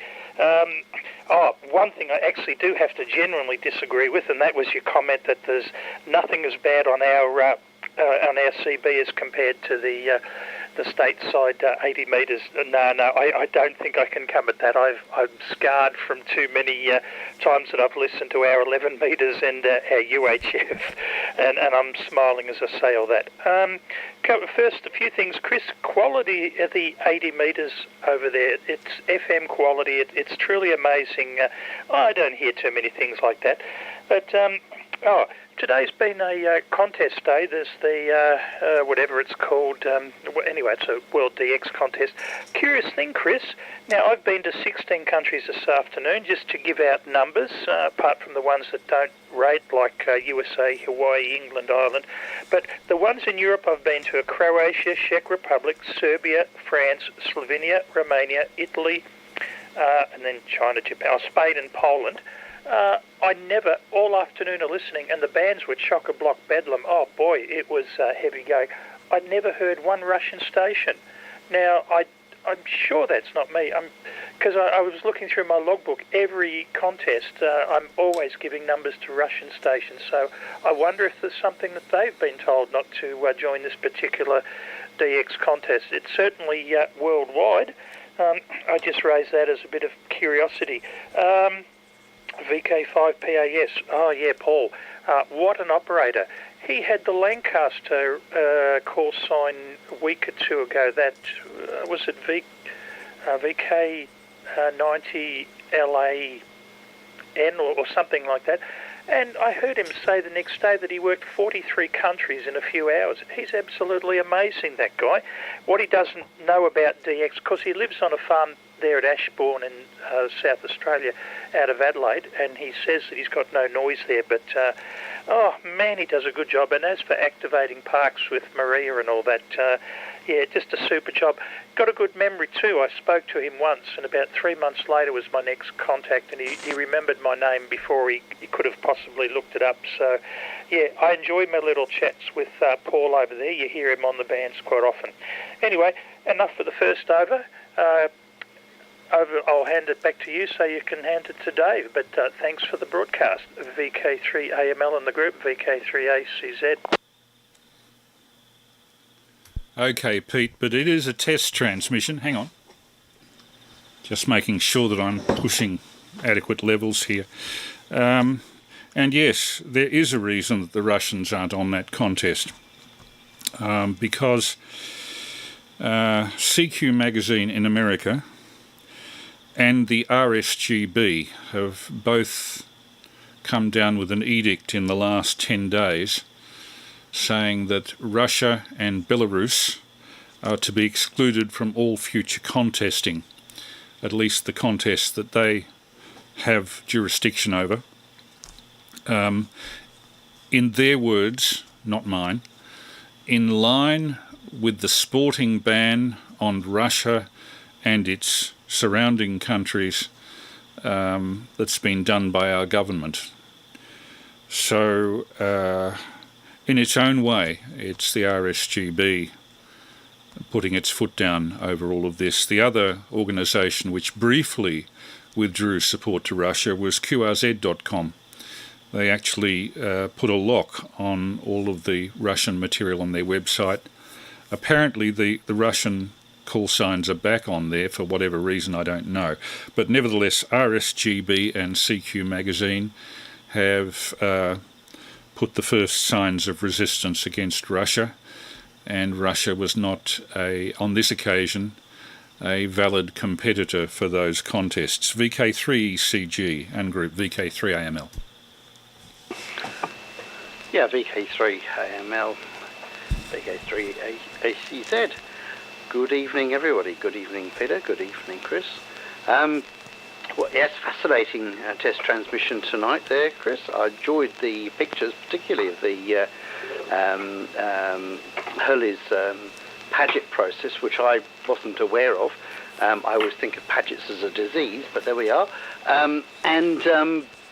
But fascinating with the overlaying of the colours and the grids and so on, and had a quick look it up and so on, and some Whitwell developed it didn't in the UK, I think, and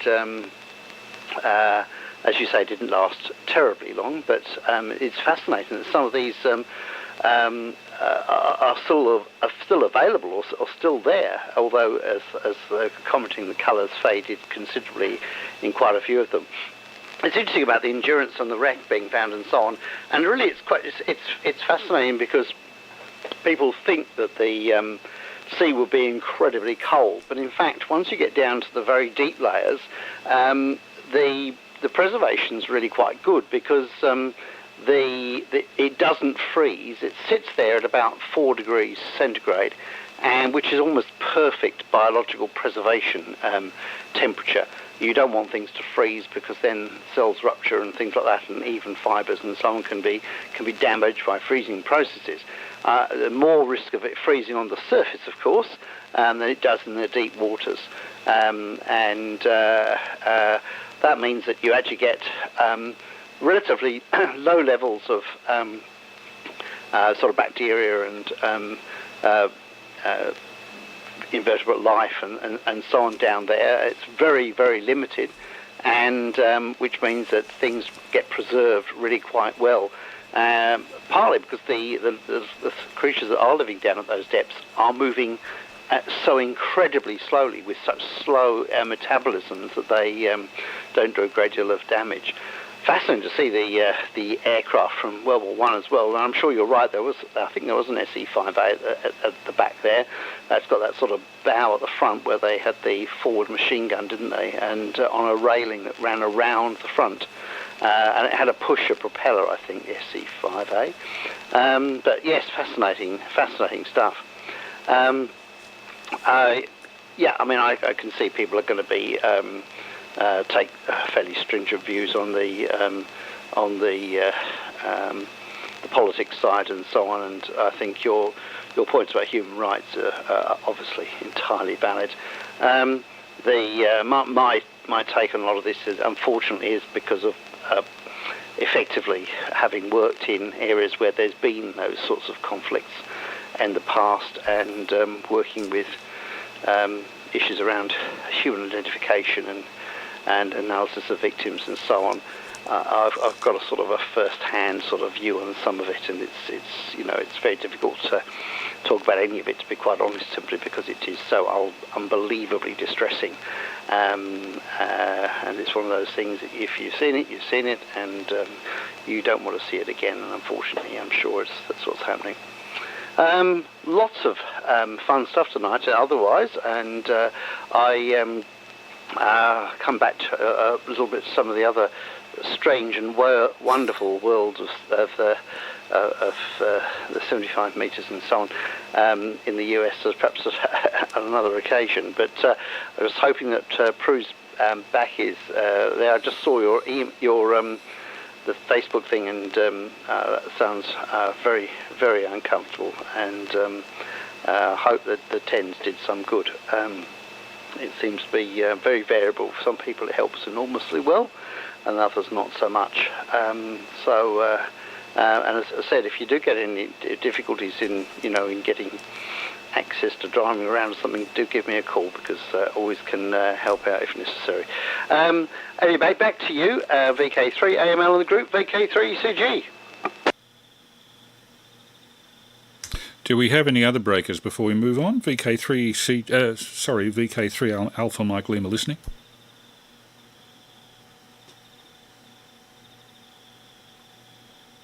I keep living in hope that we'll spread the wings a bit further with other people, but I guess there are quite a few listening on the live stream, and I see there are about 15.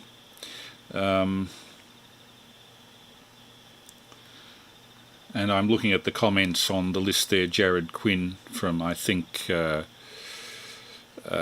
Canberra is there. He's saying he struggles with OBS software.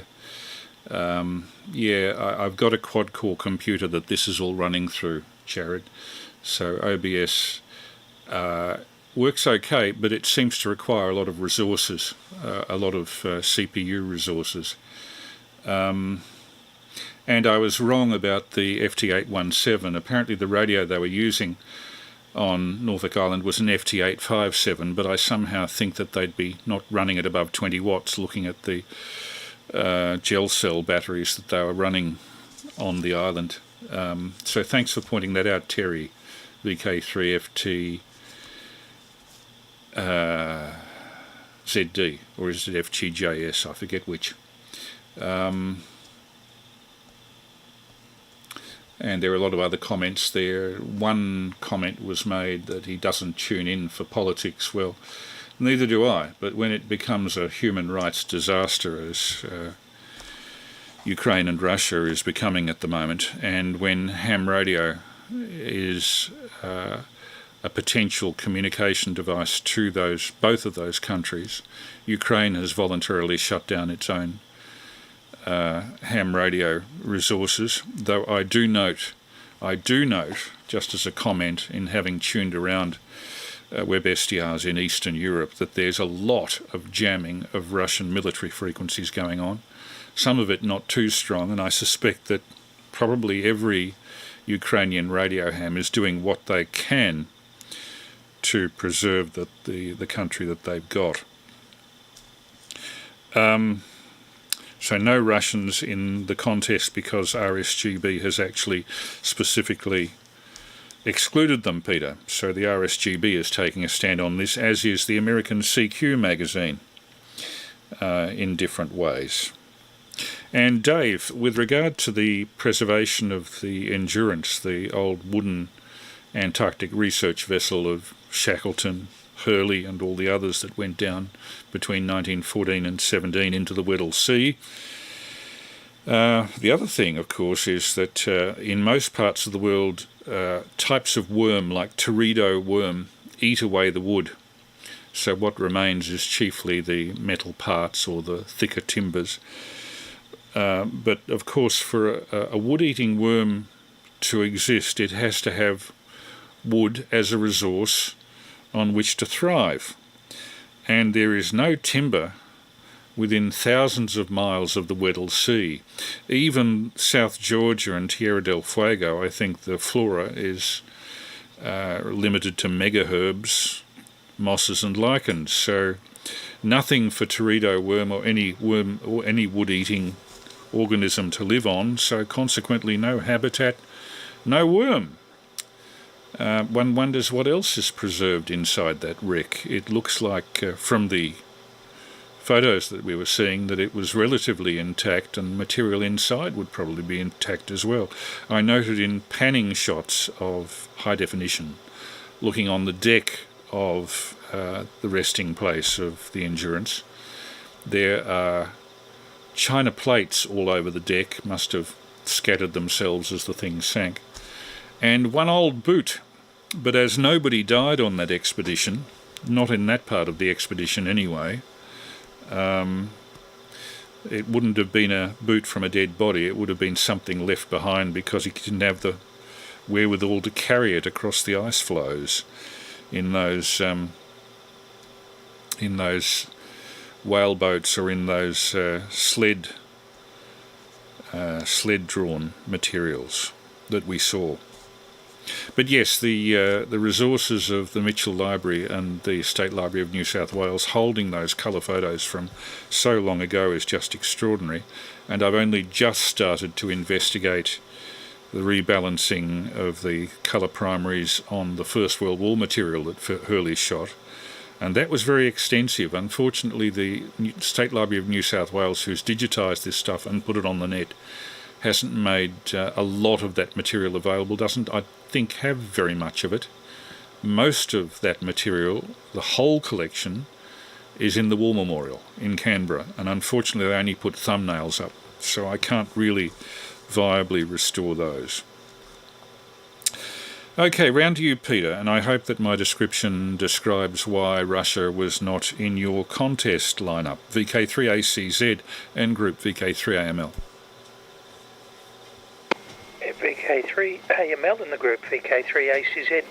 Yes, and thank you for your test transmission, I meant to say there, Chris. I stand corrected, and my apologies for that. And I was not aware of the Russian situation. I turned my radio on today assuming that the bands would be full of them, and I thought surely it's not that I'm just not hearing them, but there you go, there's an explanation. And Chris, I was just thinking, it sounded like you might have been copying a bit of flack on the comments there, and if that's the case, I'm sorry that you did, because if there's a line that you mustn't cross, I don't think you're even close to it. And so let me encourage you there. I don't think you were too heavy-weighted in your comments, and you were most entitled to them. And yes, shipwreck, preserved below the waves. I'm reminded, though, of what I was told as a kid, which unfortunately wasn't true, about poor old RMS Titanic. I can remember in the 70s being told, or 60s being told, that the Titanic would be below the rust line. So if they can refloat it, they can bring it up and it can go back to sea as a passenger ship. Well, that was some of the funniest talk of all time. But and one other thing, the bands today for the DX contesting, well, I achieved something. It's been a little bucket list item of mine to get the States on 10 metres, and I've been hearing them from time to time, and they're usually 1.5 kilowatt stations or whatever, and the numbers have never quite lined up. Well, I actually got it this morning, and so pleased with myself. So the biggest item in my bucket list has been ticked off, but oh boy, the bands today, 20 and 15 especially, have looked, my band scopes looked like a porcupine's back all afternoon. It's just been going, trying to pick stations that are 20 over 9 when all the other stations are 20 over 9 sort of thing. It just makes you wonder what it would be like if people were using ham radio a lot more, because, you can hear crickets, especially on 15 and 10 from time to time, but goodness me, events like today prove that there's more life in the ionosphere than we actually know about. And yeah, I was going to mention that about not being an 817 too, because I've got an 818, the one that followed me home from the toy shop the other week, sitting directly above the 991 Alpha that I'm speaking to you on, and they're a beautiful little radio too, except for the silly charging circuit that must have come from the 16th century. Hi. Back to you, Chris. VK3AML in the group, VK3ACZ. VK3ACZ and group VK3AML. I'd be curious to know what you mean by a silly charging circuit, because when Terry alerted me to that being an FT, what is it now, an FT857, I became curious, because it looks like it's about the same size, but with, he says it can do 120 watts of sideband, but of course it'd need a far heftier power supply than the little battery that they were using on Norfolk Island. It just goes to prove that on 20 metres particularly, you don't need all that much antenna to get out, particularly from a quiet location like that. Even on 160 metres, I found it operating from Chelsea, using a handrail down to the beach that was about 60 metres long. Hooking into that as a counterpoise, I could run a quarter wave inverted L wire between two squid poles very easily by using really, really thin hookup wire between the tops of the two squid poles, and get a full 40 metres of wire up 10 metres up, 30 metres across at the beach. And with that, I was putting out a hell of a signal on 160. So there are ways and means of getting out portable even on top band or bottom band, depending on whether you're looking at the frequency or the wavelength. Yeah, Dave, one of the distressing things about this Ukraine conflict is a lot of people have been going out with their own mobile phones and videoing everything, and I mean everything. Bodies, people in agony. I've seen some pretty terrible stuff on internet. Most of it has been withdrawn a day or so after it goes up. One of the video items was a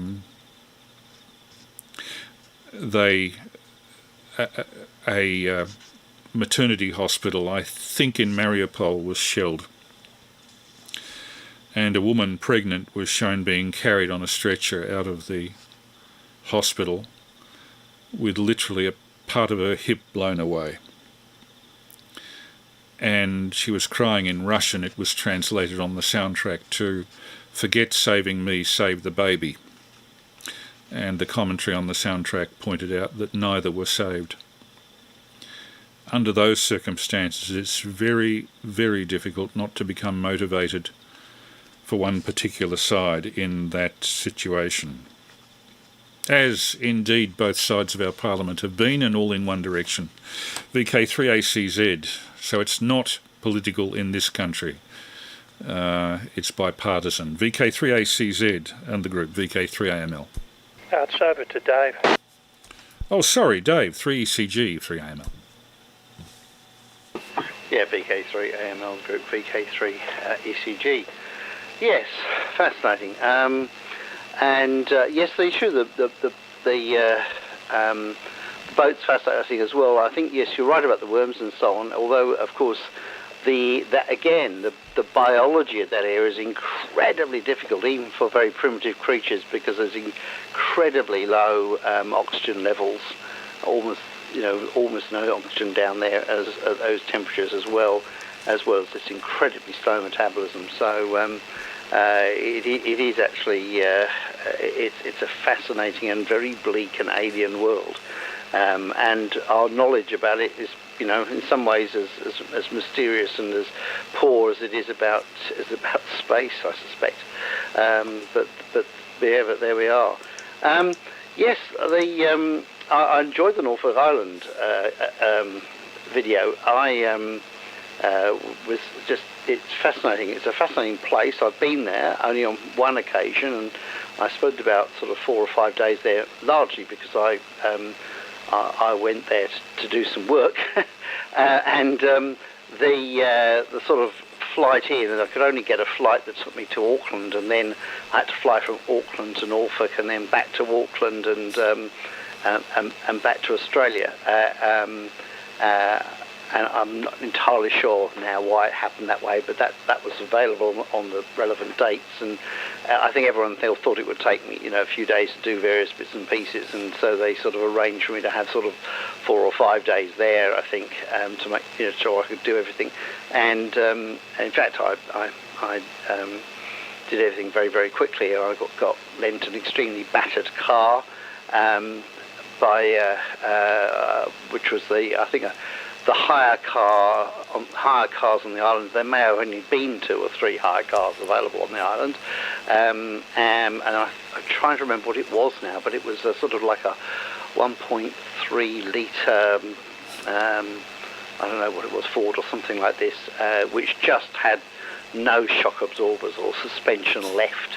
And it was an amazing place to drive around, and it is a sort of unique sort of biology there, and the botany, and the Norfolk pines are just everywhere, and they're just such an extraordinary tree in many ways. And of course the island's actually very rocky. There's a couple of harbours. They tried to make it a bit more touristy, or at least some external companies tried to make it a bit more touristy, and they said that they would to redo all the roads on the island if they just let them have a place for a resort. And apparently the islanders said, nope, we'd sooner have our grotty roads, and and not have some sort of big touristy thing. So there's sort of that sort of mentality. There are occasional cruise ships, I gather, that arrive, and there's a couple of beaches where they can take on reasonable stores and so on. But even bringing a car onto the island, there's no actual launching sort of ramp place for large shipping.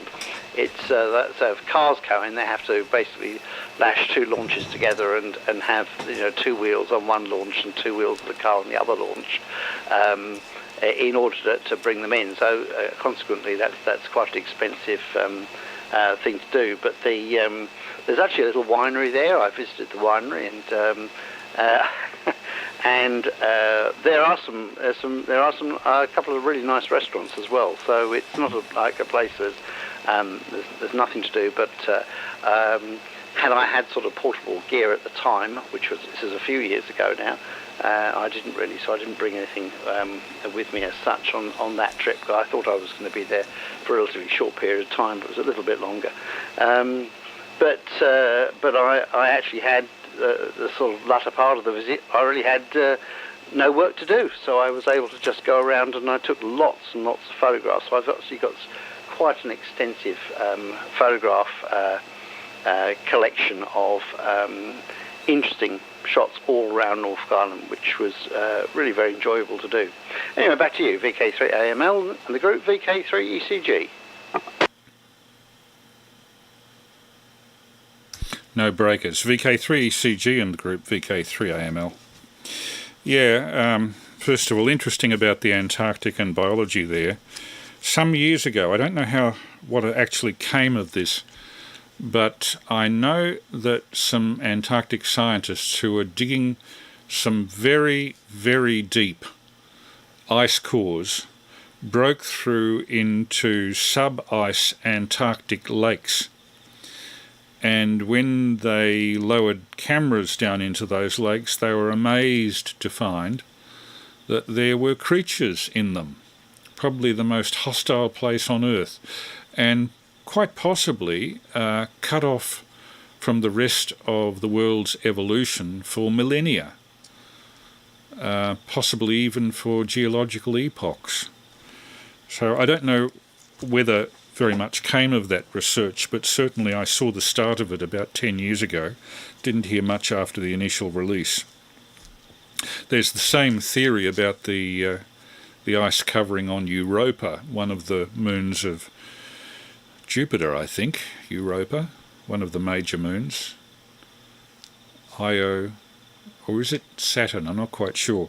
But it's basically a water planet. The outer crust is water, but there are cracks in the crust through which water geysers blast.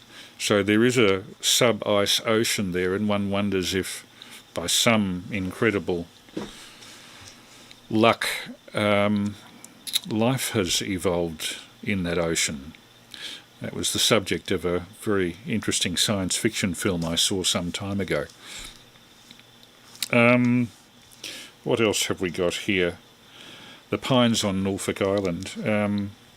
Yeah, I've seen them around here, and the one thing that hit me, you'll laugh at this, one-track mind, they grow very straight and they are very climbable.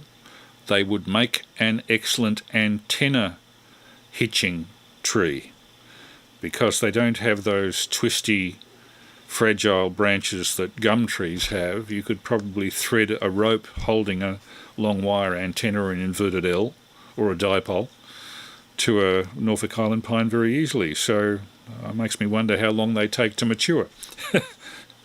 Stick one in the backyard, water it like hell, and hope that in 5 years I've got a decent antenna that doesn't require council approval. One of the great things about trees is that while it's 3 metres above the house roof is as far as an antenna can go with most councils. However, they have no limit on trees. So if you can hook it to a really tall tree, you're home and hosed. The antenna, I mean. And next week, incidentally, I'll be doing a little bit about the usage of web SDRs to receive fax and digital slow scan TV. I'm preparing a series of video tutorials for that. Didn't have time to run them this week. I've actually prepared one already. What else have we here? Now, Peter, what's all this about a primitive charging system for the batteries associated with FT, what is it, 815? FT857. Perhaps you could describe. I've never used an 857, so I really wouldn't know. VK3ACZ and group VK3AML. VK3AML and the group VK3ACZ. And no, it was the 817, 818 models that I was referring to. And it's just, well, it's ancient in that it's also got nickel metal hydride batteries, which at this day and age I think something a little bit more modern would be of assistance. But you've got 3 settings for battery charge, and it's 6, 8 or 10 hours, and it doesn't seem to, well, I was cooking my batteries. I picked up the radio when it was charging, and the batteries were almost too hot to touch, so she doesn't seem to be regulated. But anyway, otherwise, a beautiful radio. From the moment I worked that Canary Island station, the Echo Alpha 8 on 6 watts, I was absolutely besotted with the thing. I thought this is this is a big thrill, and we had the John Moyle Field Day last week, and so I went around giving numbers to various states in VK and took a bit of pride in knowing that it was just with a humble 6 watts. And I've got a lithium 12 amp hour battery that it'll last hours and hours on, so and it's as light as a feather too, so taking this particular radio portable will be no problem. Didn't get it to be a QRP work the world radio though. I just want to sit on top of a hill and work some tropo down into VK7 on 2 metre sideband with a 5-element Yagi, all in a nice little portable setup. That's the plan. But anyway, now I'd mentioned in my previous over the Paul 5PAS having the Lancaster call sign. That was VK80 Lima Alpha November, and it's celebrating the 80th anniversary of the Lancaster bomber, which I remember making a special trip to the War Museum in Canberra to see it, and G for George, and it had been taken away for cleaning or maintenance or repair or something or other, so I still haven't seen G for George, but I'll have to get up to Canberra eventually. What else for this over? Just one more word. I'm a bit of a sucker for those special event call signs. I managed to get it on, of all things, 70 centimetre sideband. Mark 3 Papa India was up at Kinglake Portable, and I got my call sign in the log there with the special event call sign. But I love them. I also had one today, Echo India 100 Charlie, over there in Cork Island, apparently celebrating the 100th anniversary of the that business in Ireland. 1922, was that the Michael Collins and all that? I'm showing my ignorance there. I better do some reading. Back to you, Chris. VK3AML and the group VK3ACZ. Yes, 1922, the same year that the BBC started. In fact, I've been surprised that the BBC hasn't made more of that. Lord Reith and all that. I should make more of it too. I've got quite a bit of material on BBC history here, one way or another, and particularly a lot on interviews and such with their first chief engineer, Peter Eckersley, who was a very interesting and ebullient fella. The IRE had the foresight to record the whole of a 1-hour lecture he did to them a couple of years before he died, I think in 1961, and I've got a copy of that. They released it on limited issue LP, would you believe? He was such a celebrity. But Reith, Lord Reith, being the stuffy old bloke that he was, and a son of the manse, minister's son, when it was known that Peter Eckersley was, Captain Eckersley, was playing about with a woman, not his wife, he decided that was sufficient cause to boot him from the chief engineer's position in the BBC. I believe thereafter he got involved with Radio Luxembourg, whose avowed job with a very high-powered station on the other side of the English Channel was to completely make a joke of the BBC's non-advertising policy by broadcasting on longwave very high-powered transmissions of X and X's shoe polish and Y and Y's British laundry cleaning soap back across the channel into Britain. That whole idea of the BBC being a monopoly was, in the case of radio, somewhat farcical. But was only fully resolved after the resignation of Lord Reith from the BBC in 1937, I think it was. Just pre-war, anyway. Reith. There's a very interesting TV series on Lord Reith, by the way, was done by the BBC back about 20 years ago. I wish I could get copies of it. I'll have to look it up on YouTube. Okay, around to Dave, but I suppose, Dave, when you say that you are working on Norfolk Island, I can only imagine that relates to a certain murder case that occurred there about a decade or more ago, which rocked the whole of the island because they thought they were happy, close-knit, no-secrets sort of people up to that time. VK3 ECG and group, VK3AML. Yeah, nothing else heard from VK3 ECG. No. In fact, it wasn't that case. It was It was a different one. We've had a couple of our staff go there for those sort of cases, and this was a slightly different matter, but nonetheless of a similar ilk in a way. And yes, it's not. It has some interesting facilities, let's say, but as you said, it's a very self-contained community, and you're either a part of the population that was moved on there, or you're a newcomer, which means you've been there. Your family has been there for sort of less than 100 years or something like that. So really a very interesting community, and there's lots of interesting sort of cultural issues, and but you're right. It is a very close-knit community, and people do know each other and so on, and therefore events like that could be quite shocking. But the reality, of course, is that every community has those sorts of issues arriving from some time or another. Interesting on the Lancaster there, Peter, because I was. It reminded me that my father-in-law had been a tail gunner in a Lancaster during the Second World War, and I remember when he was in a nursing home, I found a really quite interesting book on Lancaster bomb, which I bought for him, and he was absolutely fascinated to go through this and remembering, and he could remember all of those.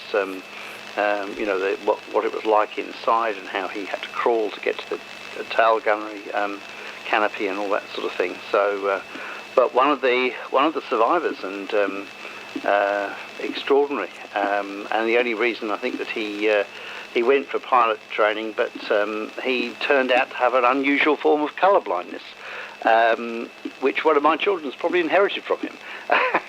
And as a result, he wasn't permitted to be a pilot, and so they just put him in tailgun position, which must have been pretty horrendous to say the least. But there we are. Yeah, I mean, I think Norfolk's an amazing place, and then you talk about the trees and in terms of antennas, and of course they are incredibly straight and tall. In fact, I think they grow taller in Norfolk Island than in other parts of the world, because there are a few of them, I think, in the US as well.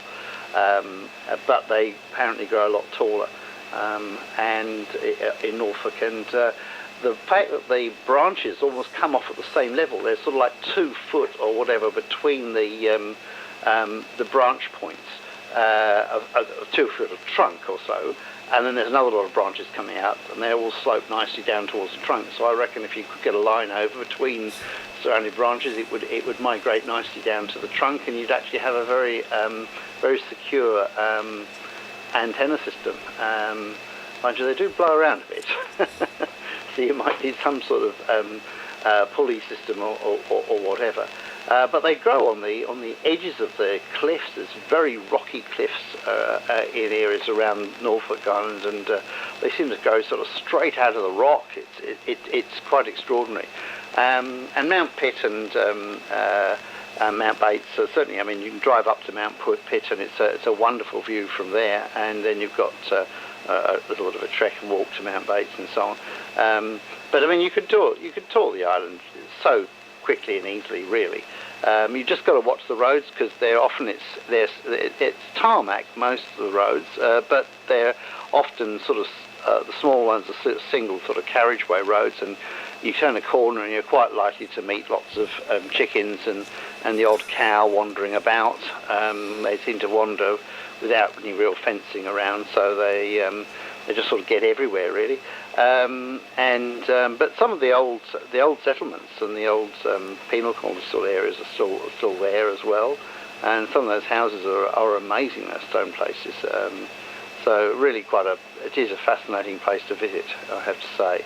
I was truly horrified by the US descriptions of lung infections. I think that the term actually often in the US is lung butter, which I think is even worse, I have to say, and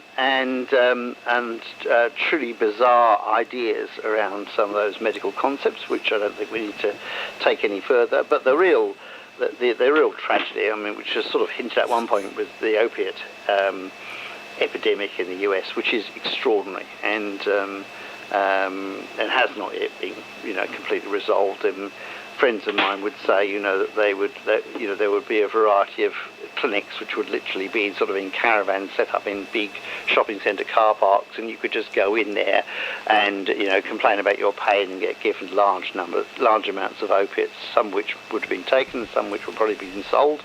And this was an absolutely outrageous, effectively almost semi-legitimised drug dealing. And that's an extraordinary state of affairs, and then compounded by the illicit, and these are illicit medications, sponsored and heavily supported by a range of drug companies. And then there was the illicit ones that were coming in from clandestine sort of manufacturing laboratories in Asia and stuff like that. So an enormous problem, and the deaths from these were just extraordinary. A lot of my friends in sort of toxicology and in those areas in the US just horrified by what they faced. So we just have never really experienced quite that. And in a sense, it's extraordinary that it would be tolerated in the way it was. And I just can't imagine anything like that happening in Australia, New Zealand, or anything like that. It's just totally unthinkable that something like that would have been allowed to take place at all. But it did, and it's apparently still happening, although perhaps a little bit less than it used to be. But there we are. Back to you, Chris. VK3AML on the group, VK3ECG. Do we have any breakers who'd like to join us? VK3AML standing by on 147.475.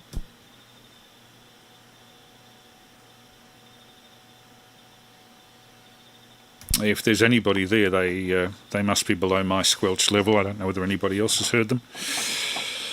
Yeah, the drug thing. Do you know, when I first went to America, as recently as 2008, I expected to see everybody with a holster, with a gun, and with drugged loons a la Cheech and Chong lurching from street corner to street corner and rolling their own spliffs. I think I saw one may have been a joint in the whole time I was there, it was a couple of months. and didn't see one gun holster or one handgun. The people that I stayed with were the most charming people. Mind you, I was dealing with educated people and in many cases engineers or engineering types, particularly in Salt Lake City, and I stayed with my brother-in-law who was then lecturing at Berkeley, and he being a university lecturer tends to mix with people of a certain educational level.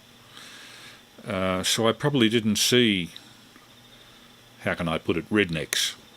I'm sure they must have been around, but I didn't come in contact with them. And I found the Americans an extraordinarily welcoming, open group. That may not have been the case had I gone to some states, Louisiana, Alabama, the American South. I have yet to have that privilege, but I probably am seeing as many bogies there as I thought that I'd see when I got to the west of America. I saw California, Utah, Nevada, a bit of Arizona. So I saw the Southwest, and particularly in San Francisco and even in Salt Lake City, nominally religious.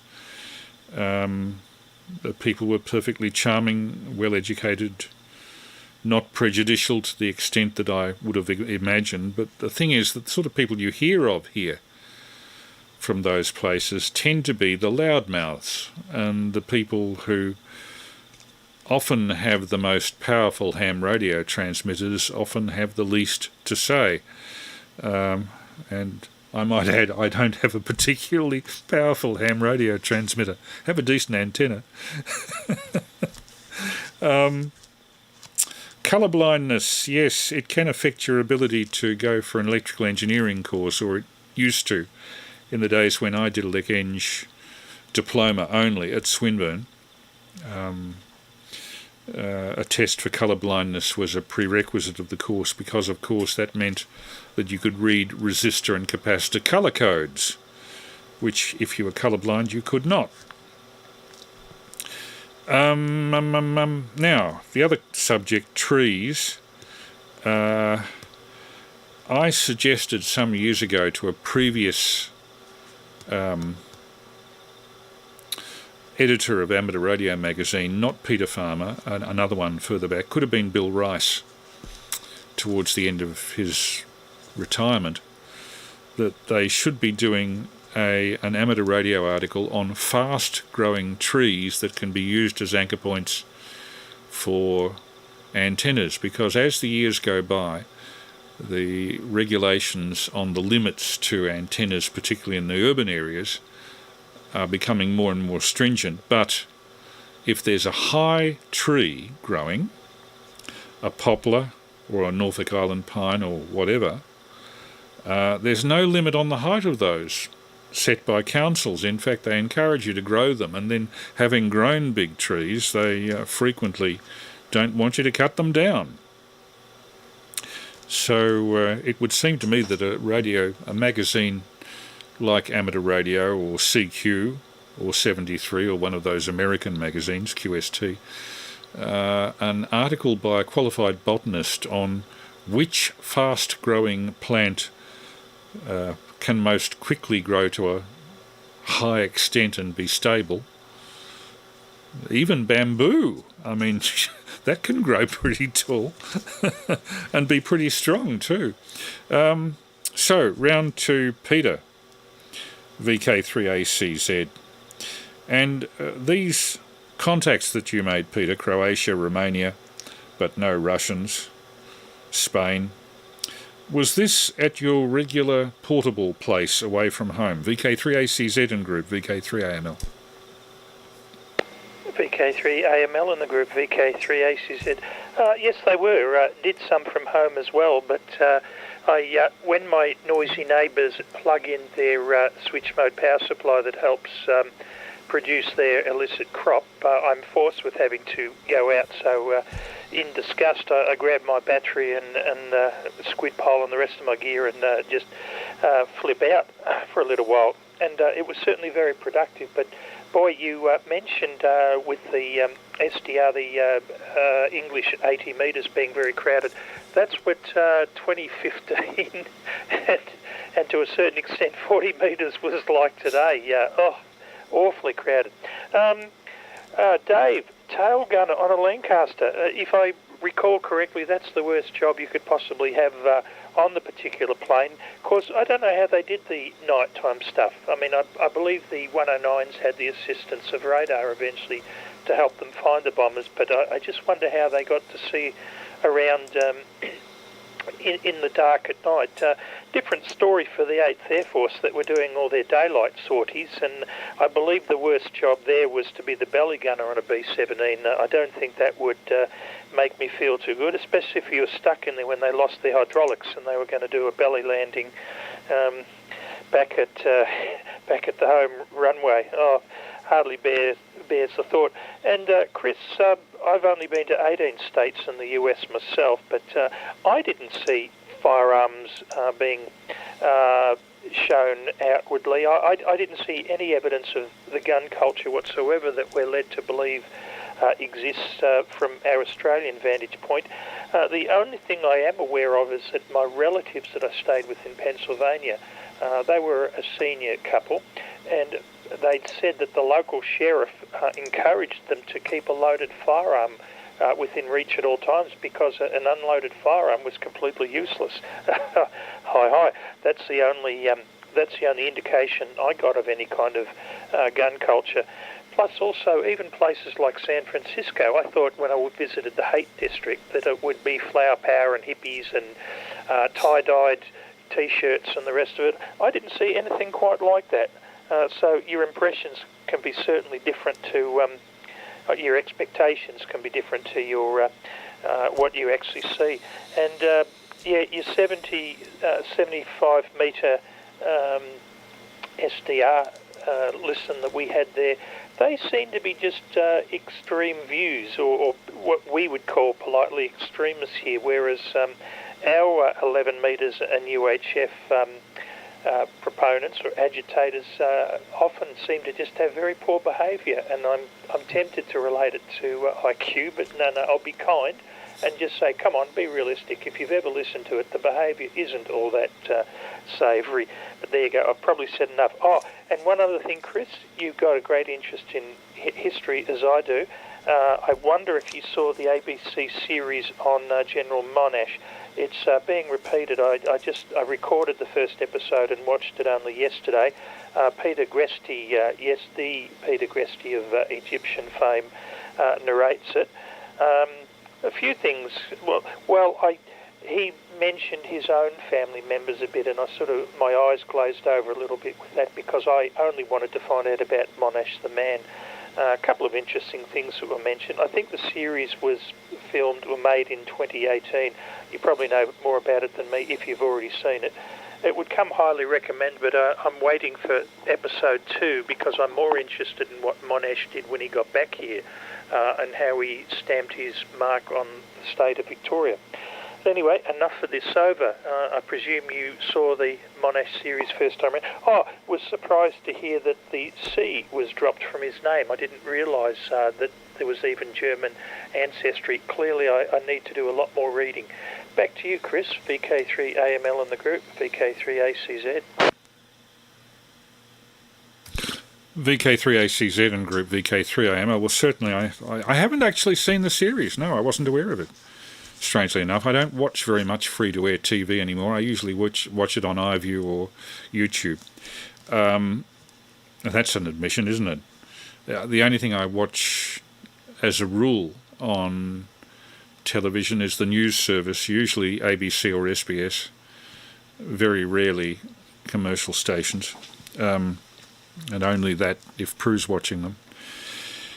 Monash, certainly, I'm very much filled with admiration for the man, coming from behind the 8 ball socially as he did in the 19th century. Being a Jew in 19th century Australia was an incredible handicap, which he overcame admirably. And when I was working at the National Film and Sound Archive, of course, you'd go through early documentary films, early advertising films. That was my speciality. I wasn't terribly interested in feature films or arty stuff. I was interested in newsreels, documentaries and advertising films. And that's the bulk of the footage that Australia has made through the years. We have been largely, for most of our filmmaking history, a support industry for imports before the First World War from France and Sweden, after the First World War from USA. And they've been largely the feature filmmakers, but Australia has been, up to the 1950s at least, predominantly a maker of shorts and supporting films, non-fiction. And there was a particularly interesting film taken, I think, in 1926 or 7 in the Latrobe Valley, in which John, it's silent of course, explains the ideas with intertitles, but John Monash is actually seen in the film leading you around what would become your lawn and the coal-fired power stations, and he said at that time that they reckoned that there was enough coal in the Latrobe Valley for between 50 and 75 years.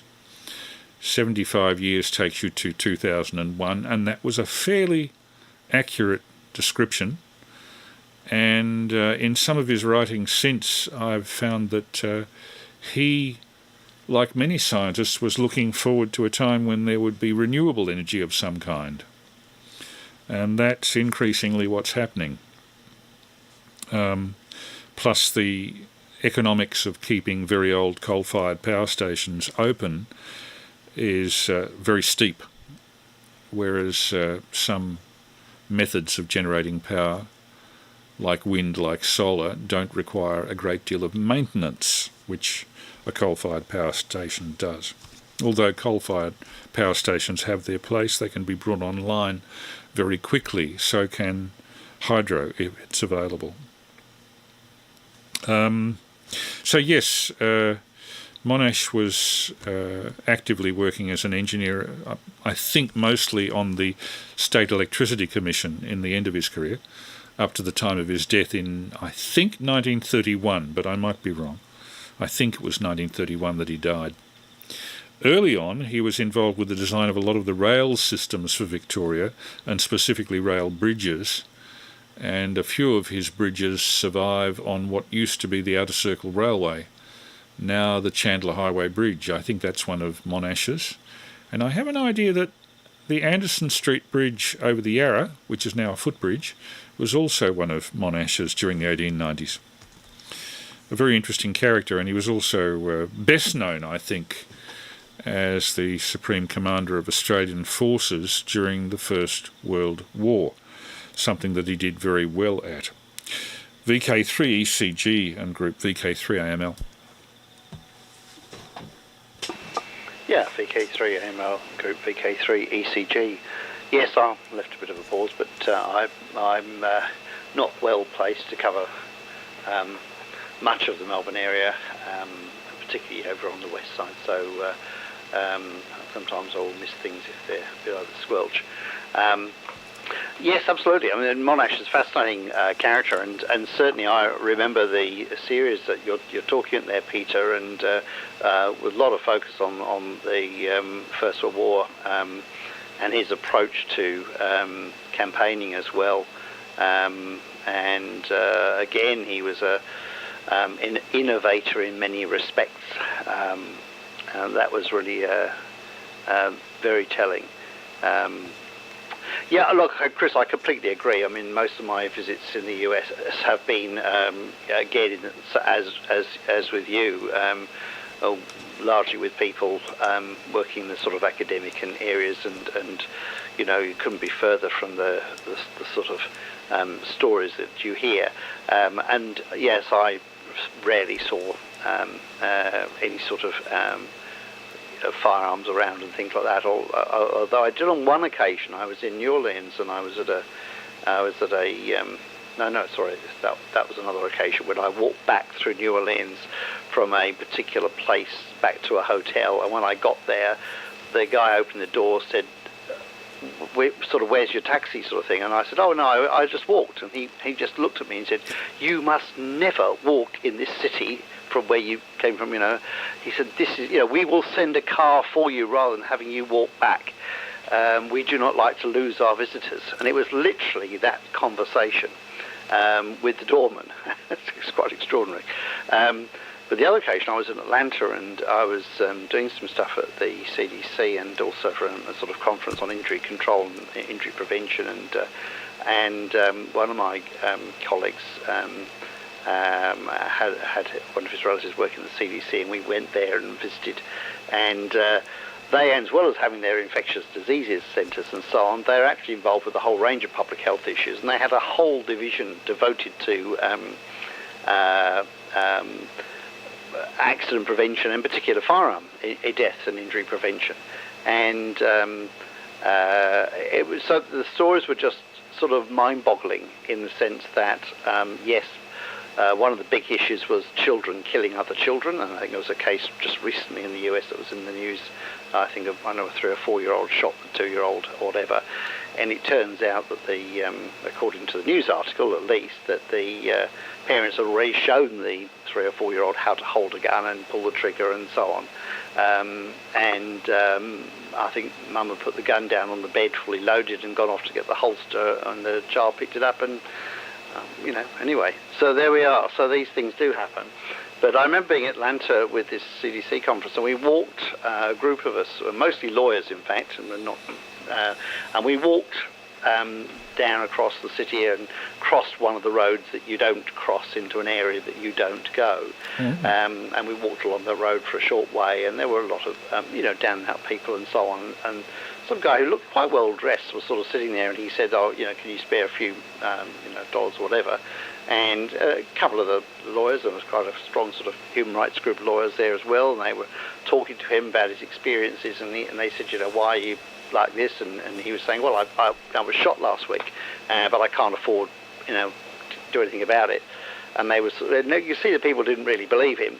And so he just rolled his trouser leg up and produced, rolled away a bit of sort of cloth around a wound. And I have to say, it was the best looking gunshot wound of near contact range I've seen for a long, long time. And, it was, it is there, but if you're not in those parts of the town and you're not with those sort of people, then I'm sure that you miss out on a lot of those sorts of things. Oh yeah, back to the Norfolk pine though and aerials. The Norfolk pine, I think, will grow to well over 100 feet, and in fact can go to 150 or whatever on Norfolk Island, and I think on the sort of east coast of Australia you could get really high ones as well. So just enough room, I reckon, for a quarter wave vertical on 160. If you could get the right tree with the right genetics, I think that's the way you go. Back to you, Chris. VK3AML on the group, VK3ECG. Yeah, well, when you think of some of us here plan their ham radio stations over a 5-year period, then 5 years for a tree to reach fruition, it might be 30 feet high in 5 years. Some of the faster growing pines are like that, particularly if they're well fertilised. I remember in 1979 I was working at the Centre for Environmental Studies, the Environmental Science Department of the Tasmanian University in Hobart, Sandy Bay. And sharing our building, another wing, was the Zoology and Botany Department of the university, and the Botany Department had a garden in which they had carefully cultivated endemic plants, rare endemic plants from other parts of Tasmania. Some of them were from southwest Tasmania, namely celery top pine, king billy pine and Huon pine. And the Huon pine particularly is known for growing up all gnarly and twisted, and for taking thousands of years to grow. And what they discovered when they fertilised it very well was that the soils in southwest Tasmania, because of the incredibly high rainfall, in the old measure above 100 inches a year, some of the highest rainfall in Australia,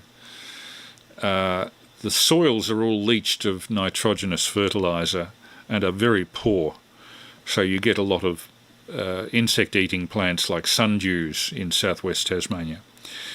The Norfolk, the Kingbilly pine, which is supposed to take hundreds of years to grow, and the Huon pine that took thousands, was planted and within 5 years had reached 8 feet tall. Now that's unheard of in its native environment, so I'm sure you could synthetically set up the right soil, water and nutrients to make a Norfolk pine grow quickly. I just wonder if a well-qualified botanist could inform us of an even faster growing tree that we could... perhaps I should start approaching my botanist friends. I have a couple, and get them to write an article called Tree Cultivation for Ham Radio Purposes. VK3ACZ. I'm semi-joking. You could possibly. VK3ACZ and group VK3AML. Yeah, 3AML in the group, 3ACZ returning. Well, talking about the height of trees, I'm immediately reminded of dear old Jim, VK3 Alpha Mike November. When we go on our radio camps, he's got his little catapult thing, Flicky as he calls it, and he gets some amazing height for the G5RV antenna that we like to use so much. He'd have, I reckon he'd almost have no trouble putting up 160 metre vertical. Don't want to put the hard word on him or anything, but he's your go-to man. Back to you, Chris, VK3AML, VK3ACZ. You're probably right. He knows a great deal about native animals as well, having had that time with national parks, doing the tracking of owls and all that sort of stuff that his ham radio experience stood him in good stead. Have a great deal of time for Jim. I think he's one of the nature's own gentlemen. The only thing is he's forever trying to get me to go camping with the group. And as I've said on many occasions, I'm not the type anymore at 68. No toilet, no shower, no interest. That's my rule. Mind you, I've seen some camping expeditions where they have both. So, and we had a toilet on Deal Island. We were not supposed to use it up at the old lighthouse station, but we did. After 2 days, we were desperate to use it. Not for number ones, but for number twos, if you know what I mean. Dear.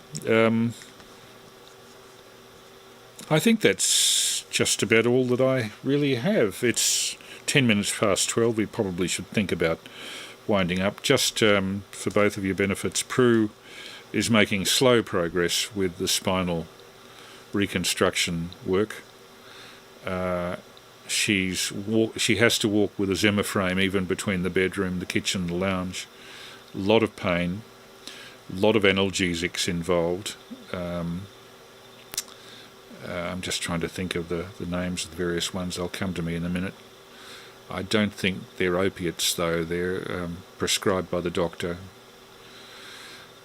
So many pills. If she jumped up and down, if she could jump up and down, she'd probably rattle.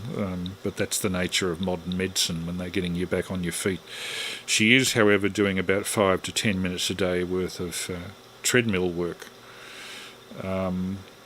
But it's a long, slow process. These, I presume you would know, Dave, that spinal reconstruction, particularly involving bone graft, is a kind of like a 12-month investment. VK3CG and group, VK3AML.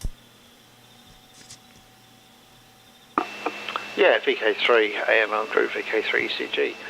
I'm not sure it wasn't Peter actually, but I'm glad that Prue's getting slow recovery. It is a long haul, clearly, and it's that balance, isn't it, between doing enough exercise and then overdoing it, and sometimes getting that balance right can be really, really very tricky. But these things come good in time, but they do take a bit of time, and certainly anything that's got a bit of nerve issues as well takes a long time to settle down. They just get irritated, and they stay irritated. This is my experience with my back and discs and things like that I've had over the years. I hope that the TENS thing helps a little bit. It's, as I said, sometimes it's fantastic for some people, and other people doesn't seem to have the same effect. So it's a little uncertain. A bit like transistors with its gate theory. It's rather like a transistor or valve approach, actually, in more ways than one. Anyway, I think it's actually supposed to go over to Peter. So VK3AML, group VK3ECG. Not a great deal more to talk about here, so I'll hand it to Peter perhaps to tie the ribbons and we can go around in time. VK3ACZ.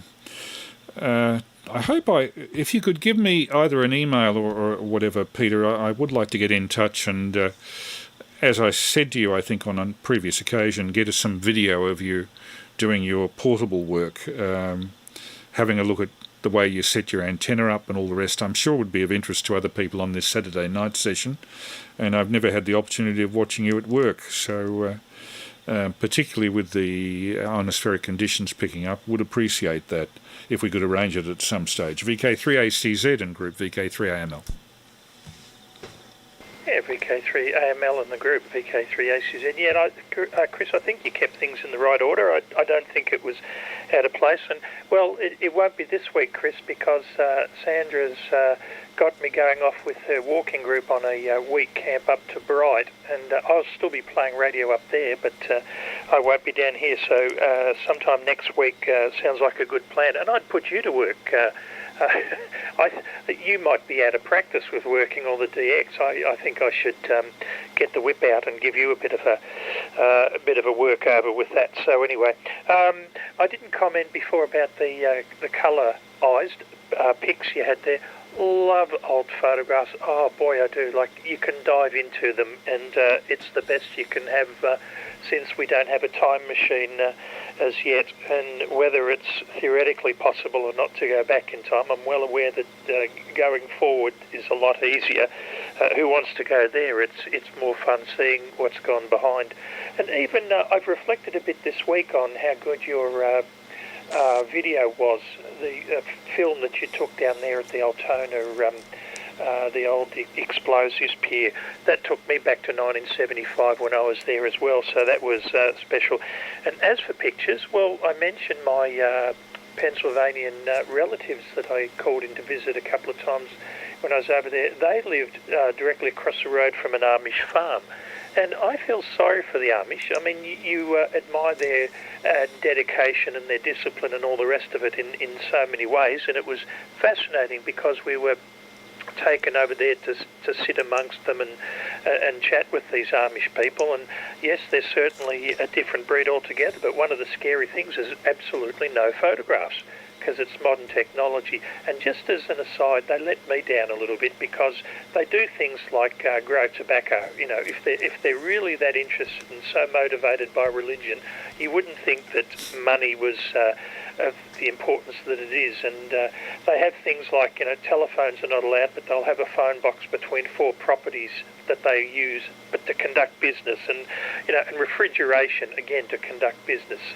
But hey, I'm sounding judgmental. I better stop doing that. All I meant to say was that how hard it must be that they don't have photos to see their ancestors and relatives and all that sort of stuff.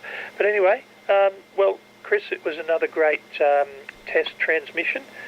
Thoroughly enjoyed. No wonder I look forward to it so much.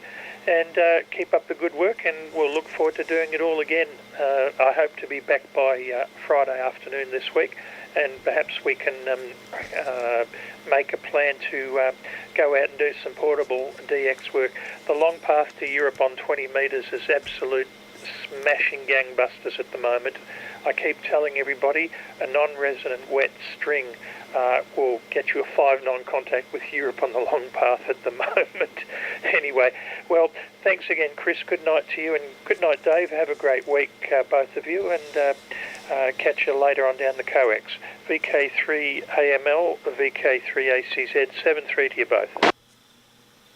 Yeah, thanks for that, Peter.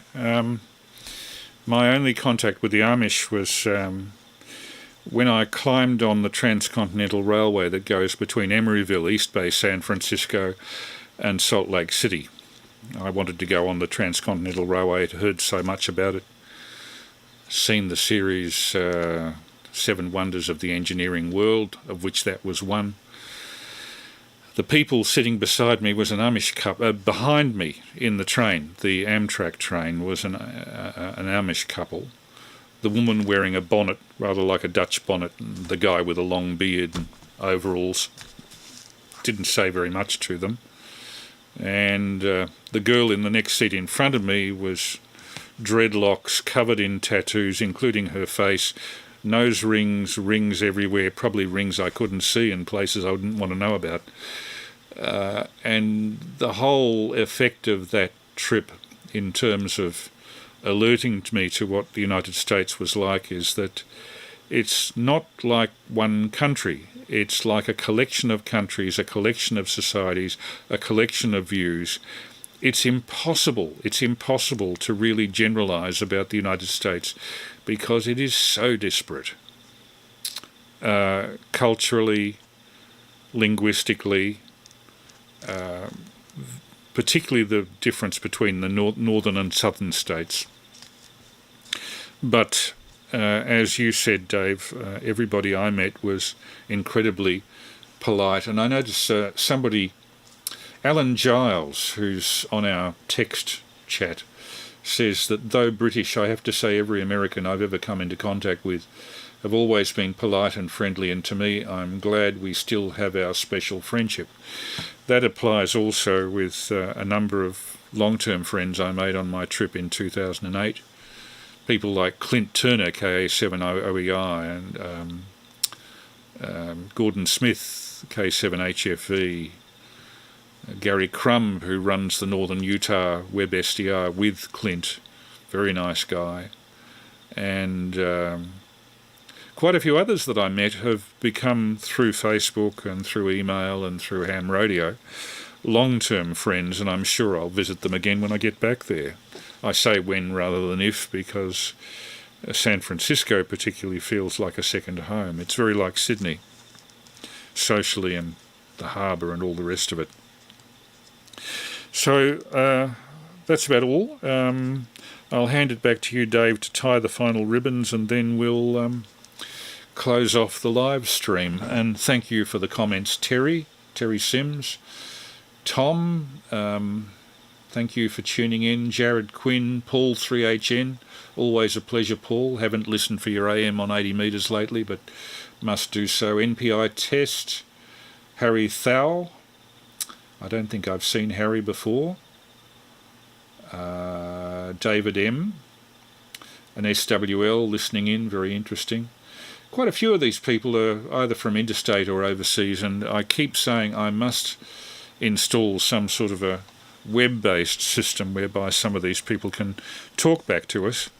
And on Zoom now I can record off screen, so what I really should do is get in touch with my Utah counterpart, my very good friend KA7OEI, Clint, with whom I share a web page to do with modulated light, and get him on this, at least as a pre-recorded segment, because at this particular time, 12:20 AM, it's probably about 6 o'clock in the morning where he is. Round to you for a final, Dave, and tie the ribbons. VK3ECG and group, VK3AML.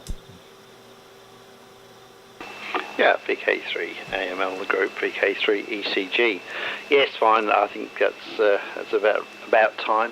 I've been haven't had a lot of radio this week, although I must say, Peter, it has been particularly good on the odd evening I did get on. Yes, working throughout Europe, Croatia, Spain, France, UK. I mean, it has been amazing, I have to say. I need to have a couple more sort of available afternoons during the week where I can get on a little bit more than I do. And I've been thinking about getting out and do some more portable again, but I've developed plantar fasciitis in my right foot. So hobbling up paths to hilltops is singularly unpleasant and painful at the moment. So a little less of that, but hopefully with the exercises and so on, it'll get itself sorted, and I'll be a bit more mobile. And now the weather's just a little bit cooler, it does make it a little bit more comfortable doing those sorts of things. Anyway, thank you very much for a really interesting test transmission, Chris, and some of the stuff on the YouTube images was just amazing. And all the best to you for the week, and hope everything improves on the surgery fronts and things like that. Thanks very much, Peter, for the chat, and we will no doubt catch up again very soon. So I'll say sympathies to everyone, and to the people who are on the YouTube listening in as well. Good night to you all, and have a great week. From VK3 ECG now from Claire. Yeah, thanks, fellas. And just as a final note for both people listening on air and on the live stream, last week's live stream included some footage from France of spark transmitters and kite flying aerial photography. And one can never predict where copyright problems will occur. Apparently, the organisation who had the kite flying film from 1915, 107 years ago, had sold the copyright on 1 minute 10 seconds of that footage to INA, the French broadcaster, and on that basis, the whole of last week's YouTube contribution, 3 hours, was withdrawn. I tried to trim the so-called copyrighted material out. I believe if I'd challenged it, there might have been a chance of, my challenge being upheld. But in the end, the whole 3 hours disappeared off YouTube, so that was very much my regret. We had a lot of historically interesting stuff there, including that Altona footage, which is now no longer accessible. I will do it again at some stage further down the track, avoiding the material from 1915 that I now believe may be a problem. But 107 years, you would really think that by this time that would all be public domain. Shows you how you can trip up with YouTube. All the best. Thanks, Paul. Robert Varner, KC2TEL. Good heavens. Good morning. It would be over there, Rob. Well, it's good morning here. We're, what is it now, 24 minutes past midnight as I'm closing down. So thank you very much for your patience, people listening on for 147.475 within about 100 kilometres of Melbourne. And thank you also to the YouTube people. VK3AML now closing on 147.475. And as a final word to the live stream people, eventually I'll recirculate the material that we lost last week, but there's plenty of material for me to draw on. Next week I'll be talking about decoding different things from web SDRs that you can do, including digital slow scan TV, weather facts, which you can decode from the audio stream off web SDRs. There's all sorts of things that you can do with web-based software-defined receivers. Not many people are aware of it. So with that, the cameraman investigator, refile it under a fair use claim. Yeah, I haven't dealt with French copyright. I don't know how it varies from Australian. So this was an odd thing that came from out of the blue. I've never had one of my YouTube live streams silenced before, but that was a case of that. Thanks for the comment anyway. It's all in public domain. I would have thought so. although if a broadcaster is paid for the usage of it, it goes into a grey area. Thanks for being there, people. I mean that particularly for the people on the live stream who will probably see this in perpetuity. One of the reasons that I do this is so that some of the instructive, educative material can be made accessible on a permanent basis, because it's recorded as a matter of course by YouTube livestream for subsequent access, which means that I'll still be talking somewhere on somebody's screen when I'm pushing daisies up from a wooden overcoat. All the best, people. I'll stop the streaming now. See you next week, 9:30 p.m. Melbourne time, for another VK3 Alpha Mike Lima live stream.